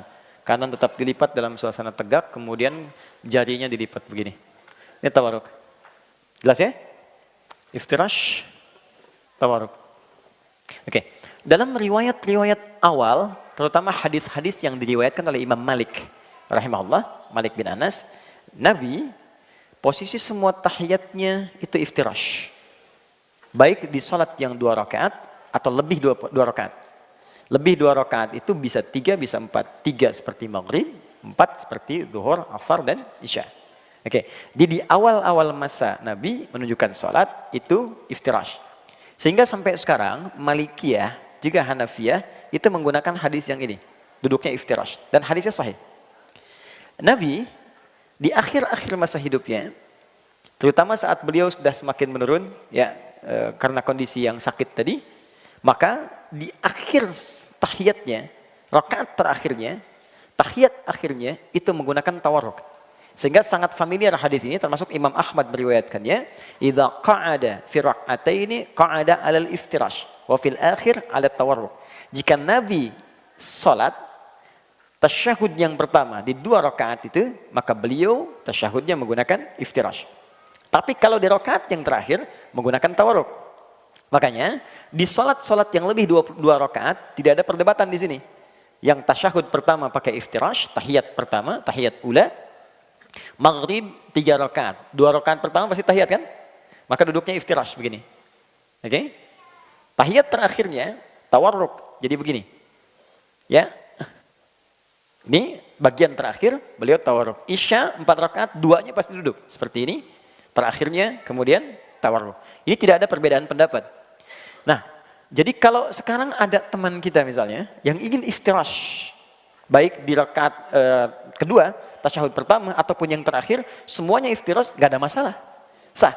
Dia menggunakan hadis yang pertama tadi. Kalau ada yang menggunakan hadis yang kedua, jangan ada persoalan juga. Di tahiyat pertama dia iftirash, tahiyat terakhir dia kemudian tawarruk. Pernah Al-Imam Asy-Syafi'i ini berdiskusi ketika disoal. Beliau disoal begini, ya Al-Imam Asy-Syafi'i, kenapa Anda memilih menggunakan pertama iftirash, kedua tawarruk? Padahal kan ada hadis yang awal-awal yang menggunakan iftirash semua. Nabi kan tawarruk itu karena Nabi terakhir kondisinya agak mulai melemah. Kenapa tidak menggunakan hadis pertama? Apa kata Imam Syafi'i? Bagus sekali jawabannya. Kata beliau, saya kan sholat mencontoh Nabi. Kalau Nabi pertama iftirash, kedua tawarruk, ya saya ikutin sama dengan Anda. Cuman logika Anda juga perlu diperbaiki. Kalau Nabi penyebabnya karena kurang sehat menjadi tawarruk keduanya, kenapa yang pertamanya tetap iftirash? Kenapa nggak tawarruk juga, kata Imam Syafi'i? Nah, tapi intinya dua-duanya benar. Mau iftirash, mau yang keduanya tawarruk, tidak ada masalah. Yang salah yang tidak sholat. Oke, sepakat itu ya?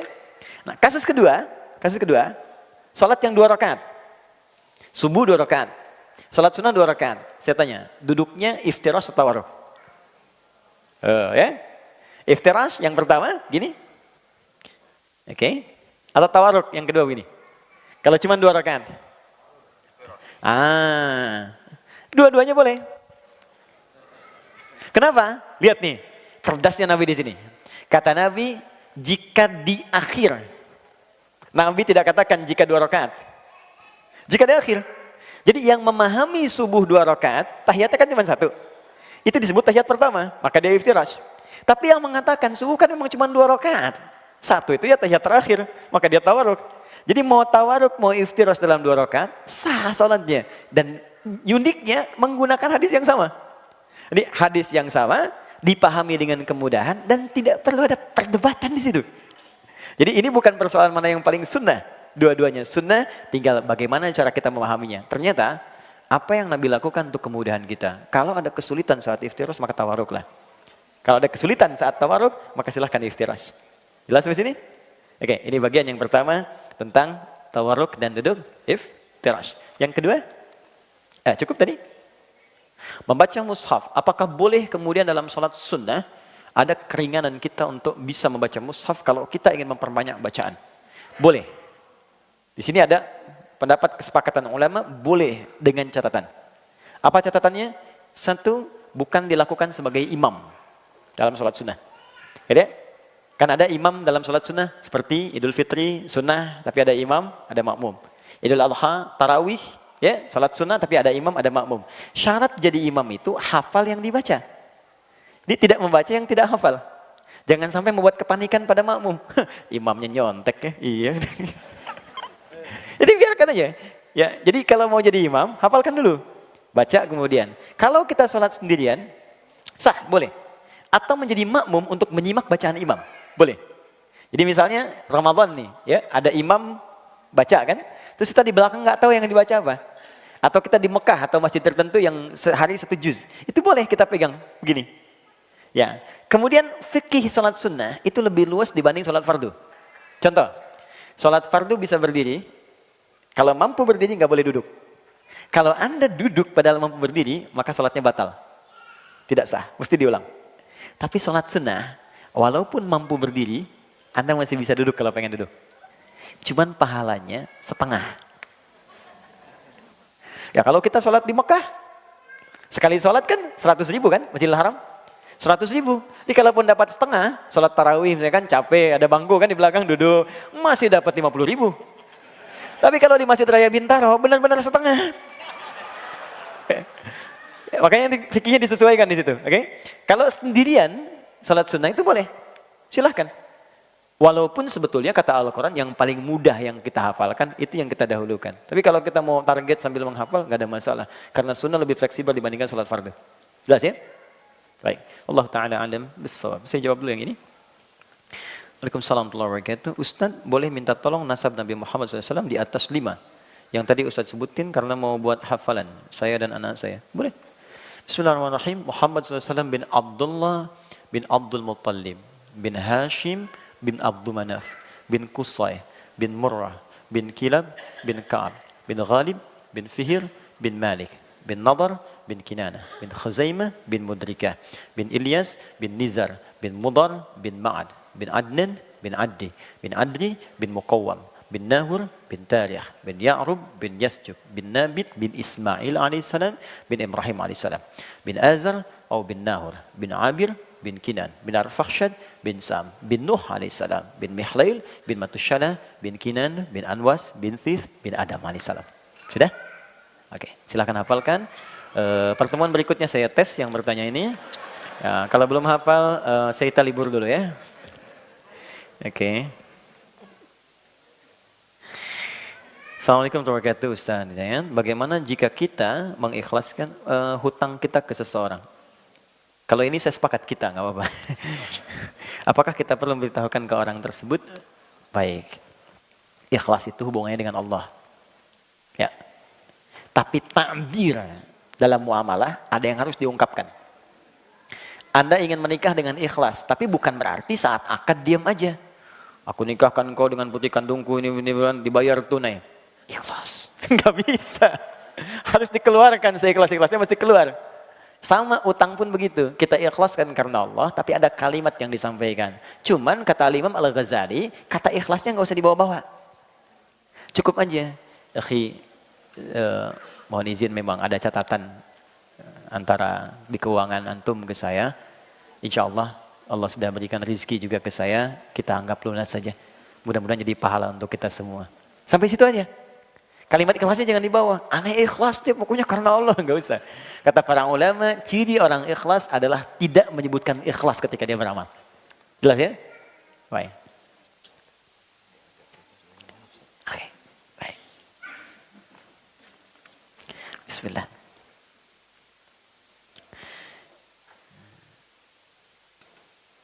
Ustaz, saya mau bertanya bagaimana menjawab ya kata-kata dari Bunda. Saya lahir Kristen sampai 19 sampai ya bulan tertentu, tahun tertentu, dan semua yang saya capai berkat doa ibu baik ke Tuhan beliau. Lalu mengapa setelah semua berhasil dan selesai saya memutuskan mu'alaf, kata mama saya, apa yang harus saya jawab? Dari mana pertama tahunya apa yang kita capai? Dari doa yang disampaikan pada Tuhan yang tidak kita yakini. Satu itu. Yang kedua, indah sekali apa yang Allah sampaikan. Buka Quran surah ke-25 ayat 23.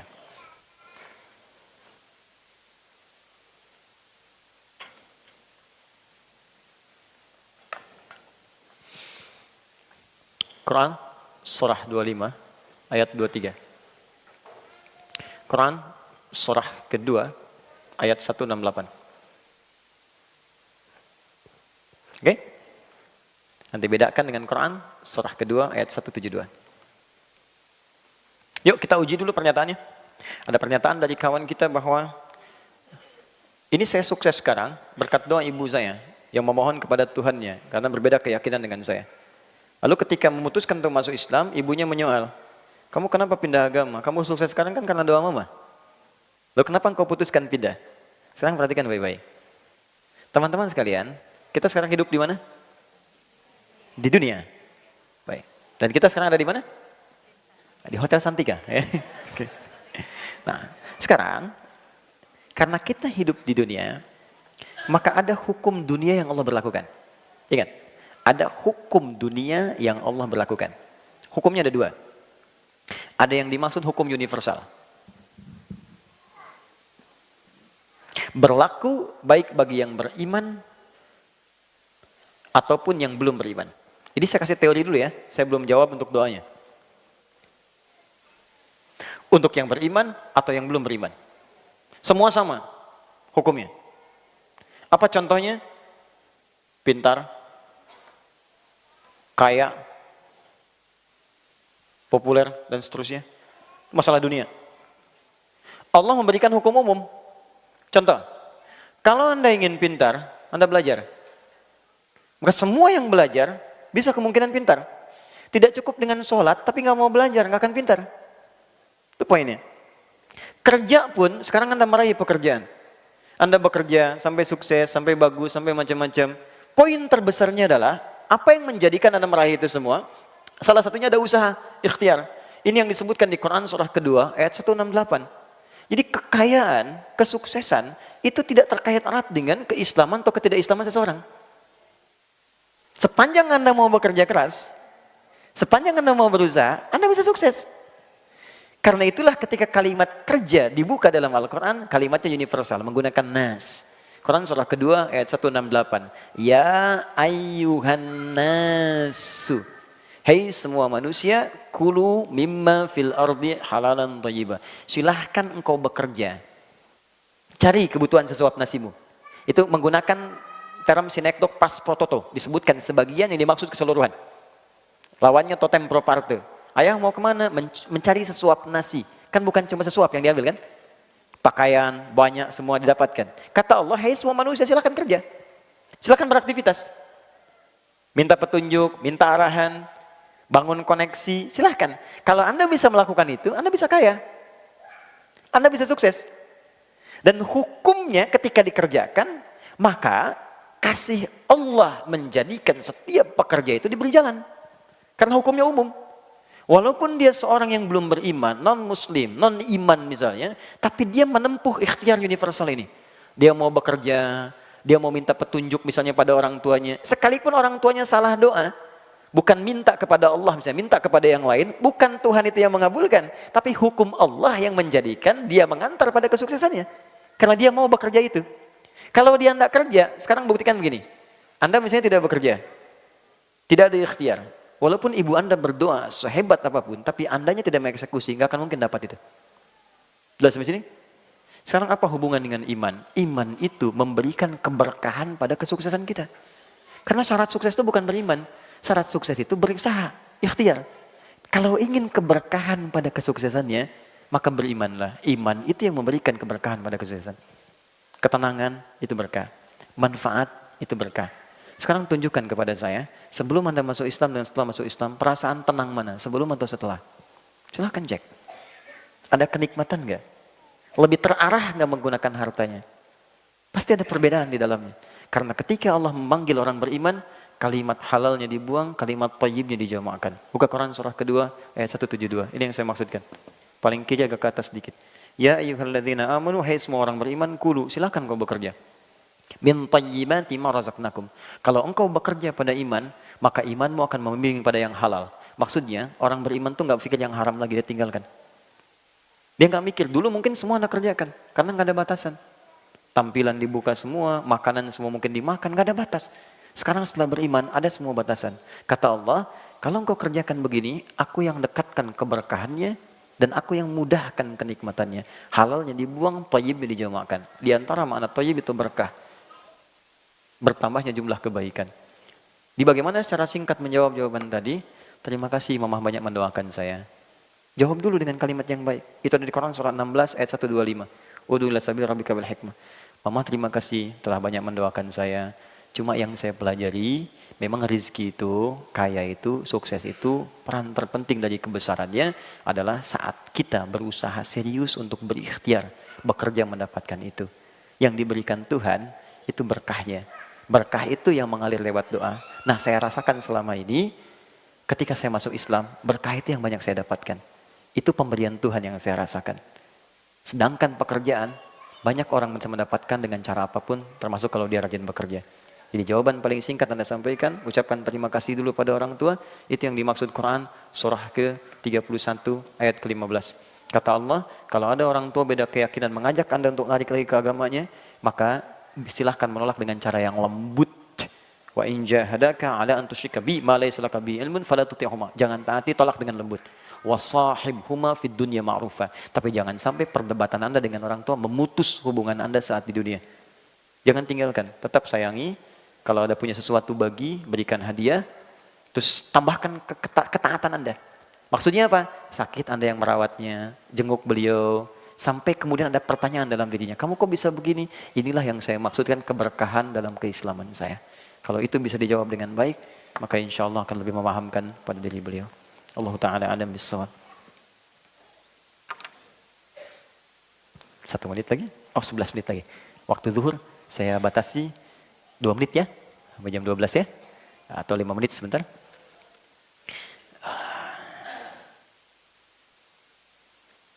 Saya jawab yang pakai ketikan dulu ya. Ini niat banget bertanya. Terbayang sampai ngeprint dulu, motong kertasnya dulu gitu ya. Oke. Assalamualaikum Ustaz Adi, assalamualaikum. Saya mau nanya, baik saya mau jawab. Saya pernah dengar ceramah ada salah satu pintu surga yang diperuntukkan buat orang yang sering melaksanakan sholat sunnah 4 rakaat sebelum dan 4 rakaat setelah zuhur. Nah yang terbaik itu kita sholat 4 rakaat dengan 2 kali salam atau 4 rakaat dengan 1 kali salam ya Ustaz. Taib. An Ummi Habibah. Ya. Ada yang mengatakan di Ummu Maimunah radhiyallahu taala anha. Qala Rasulullah sallallahu alaihi wasallam pernah bersabda, "Man shalla itsnatai asyrata rak'atan." Siapa yang salat 12 rakaat fi yaumin wa lailatin, yang mengiringi salat fardunya di siang dan malam. Bunya lahu bihinna baitun fil jannah. Bukan cuma masuk surga, akan dibangunkan satu rumah spesial untuknya di surga. Yang membiasakan salat sunnah 12 rakaat dalam sehari. Akan dibangunkan oleh Allah satu rumah untuknya spesial di surga. Mereknya rumah rawatib. Ya, terbiasa. Masya Allah. Kalau kita mau bangun rumah harus ada bahannya nggak? Nah sekarang Allah sudah kasih bahannya saat di dunia. Tinggal kita mau bangun nggak? Kalau bahannya kita kumpulkan, datang ke sana kan surga beda dengan akhirat, dengan dunia. Kalau surga itu kun yakun, yang ada jadi. Jadi kepikiran langsung ada. Di bahan yang kita siapkan sekarang, begitu masuk surga, langsung seketika jadi. Apa itu jumlah salatnya? Perhatikan kalimatnya, arba'an qabla dhuhri. Itu kalimat pertama yang dibuka. Arba'an qabla dhuhri, 4 rakaat sebelum zuhur. Rak'ataini ba'daha, 2 rakaat setelahnya. 6. Kemudian rak'ataini ba'dal maghrib, 2 rakaat setelah maghrib. 8. Rak'ataini ba'dal isya, 2 rakaat setelah isya. 10. Rak'ataini qabla subhi, 2 rakaat sebelum subuh. 12. Oke, saya ulang. Arba'an qabla dhuhri, 4 rakaat sebelum zuhur. 4. Rak'ataini ba'daha, 2 rakaat setelah zuhur. 6. Rak'ataini ba'dal maghrib, 2 rakaat setelah maghrib. 8. Rak'ataini ba'dal isya, 2 rakaat setelah isya. 10. Rak'ataini qabla subhi, 2 rakaat sebelum subuh. Berapa? 12. Orang yang konsisten mengerjakan itu sampai wafat. Di kita sekarang setelah mendengar hadis ini, ya, ini setelah didengar oleh istri Nabi, Nabi mengatakan ini. Apa jawab istri Nabi seketika? Kata beliau, bima makna laqad azamtu nafsi alla atrukaha tula hayati. Kata beliau, setelah saya mendengar keterangan itu, saya berjanji pada diri saya nggak akan pernah meninggalkannya selama hidup. Istri Nabi di surga dengan Nabi mendengar kalimat Nabi, beliau katakan, saya berjanji nggak akan tinggalkan selama hidup. Saya bertekad. Sekarang kita teman Nabi bukan, sahabat Nabi bukan, istri Nabi bukan, ada jaminan itu. Ayo kita pakai. Nah, bagaimana caranya? Kita biasakan dulu. Mungkin Anda kerjakan sekarang, besok wafat misalnya, pas saat ngerjakan itu, dapat 1. Nah, itu hadis tentang 4 rakaat sebelum zuhur. Kalau misalnya sulit, Anda sedang di kantor nih, nggak bisa 4, batasan waktunya ada, maka rumus Ibnu Umar dipakai, 2 rakaat. Jadi kalau nggak bisa 4, jadikan 2. Jelas? Kalau sedang jamak qasar safar, maka memang itu ringan, dihilangkan, rukhsah. Jadi nggak digunakan pun, nggak dipakai, nggak dilakukan, nggak apa-apa. Tetap pahalanya dituliskan. Jadi kebiasaan orang yang mengerjakan ibadah sunnah, ketika muncul amalan yang lain yang tak bisa mengerjakan yang sunnah, pahala sunnah dituliskan. Itu keindahannya. Anda biasa puasa sholat sunnah, datang Ramadan, maka puasa sunnah Anda semuanya dituliskan selama bulan itu. Walaupun tidak dikerjakan sama sekali. Baik, sekarang ada tambahan hadisnya, 4. Yang 4 ini, ba'da zuhur, ada. Cara membacanya begini, 12 saja dapat 1 rumah, apalagi kita tambah. Tapi nambahnya harus sesuai dengan waktunya. Misal, zuhur, setelah zuhur boleh 2, boleh 4. Sebelum asar, mutlak, bisa 4. Sebelum isya, ma bainal adzanaini raka'atain, bisa 2 rakaat. Kasus yang ditanyakan tentang yang 4 rakaat, apakah bisa 4 sekaligus, 1 kali salam, atau dibagi 2-2? Keduanya bisa dilakukan, bergantung kadar kondisinya. Kalau orang memahami bahwa Anda mengerjakan sholat sunnah, silakan 4 sekaligus dikerjakan. Tapi kalau orang belum paham, Anda bisa pisah 2-2. Kerjakan 2 rakaat, setelah itu bangkit lagi 2 rakaat, 2 kali salam. Jangan sampai nanti orang belum paham begini. Itu siapa sih? Iya, kok zuhurnya duluan ya? Iya, bid'ah kayaknya. Oke, nah, jadi silahkan bisa dikerjakan sekaligus, sekali salam, atau dibagi 2 dengan 2 kali salam. Khusus untuk ba'diyah zuhur yang 4 rakaat, biasanya sementara sahabat Nabi termasuk Muawiyah ya, bin Abi Sufyan, itu biasanya mengerjakan 2-2 di masjid 2, di rumah 2. Jadi kalau dia sholat berjamaah di masjid, rata-rata sahabat di masjid. Jadi 2 rakaat di masjid, 2 rakaatnya lagi di rumah. Ya, jadi dia memperbanyak tempat sujud supaya bersaksi di hadapan Allah di akhirat. Saya tuh berharap nanti pas pulang tuh ada saut-sautan gitu. Wah, di karpet ini nanti bicara, ya Allah saya pernah dipijak dia sholat, ya Allah saya pernah dipakai sujud, pernah. Itu indah itu. Nanti kita lihat satu saat. Dan nanti kata Nabi begini, Nabi itu sedang duduk dengan teman-teman, sahabat beliau, tiba-tiba begini kata Nabi, nanti ada yang dipanggil di surga sama pintu puasa, namanya Ar-Rayyan. Ya, jadi kalau sudah manggil-manggil, aina shaimun, mana orang ahli puasa. Fa idza dakhaluhu, begitu masuk ahli puasa itu, ughliqa, ditutup langsung. Kalimatnya ughliqa, bukan ghulliqa. Kalau di ghulliqa ditutup pelan-pelan, masih bisa ngintip. Tapi ini ughliqa, cepat. Jadi orang penasaran, kenapa sih? Udah masuk duluan. Ada yang dipanggil oleh pintu tahajud. Mana ahli tahajud? Ahli tahajud masuk. Ada yang dipanggil oleh pintu sedekah. Masuk. Terus saat semua hening gini, seorang sahabat bertanya, ya Rasulullah, ada nggak yang dipanggil bersaut-sautan lewat semua pintu itu? Semua manggil. Mana si fulan? Mana si fulan? Mana? Langsung disebut namanya si fulan. Mana si fulan? Kata Nabi, ada. Dan aku bermohon pada Allah, semoga engkau termasuk dari bagiannya. Dari sejak itu, walaupun ada doa Nabi, sahabat itu tetap mengeksekusi dengan ikhtiar dia. Maka sejak saat itu dia keluarkan semua jenis pintu surga, pintu sedekah, tahajud, puasa dan yang lainnya. Maka dia bikin program setiap hari mengerjakan amalan di 8 pintu itu.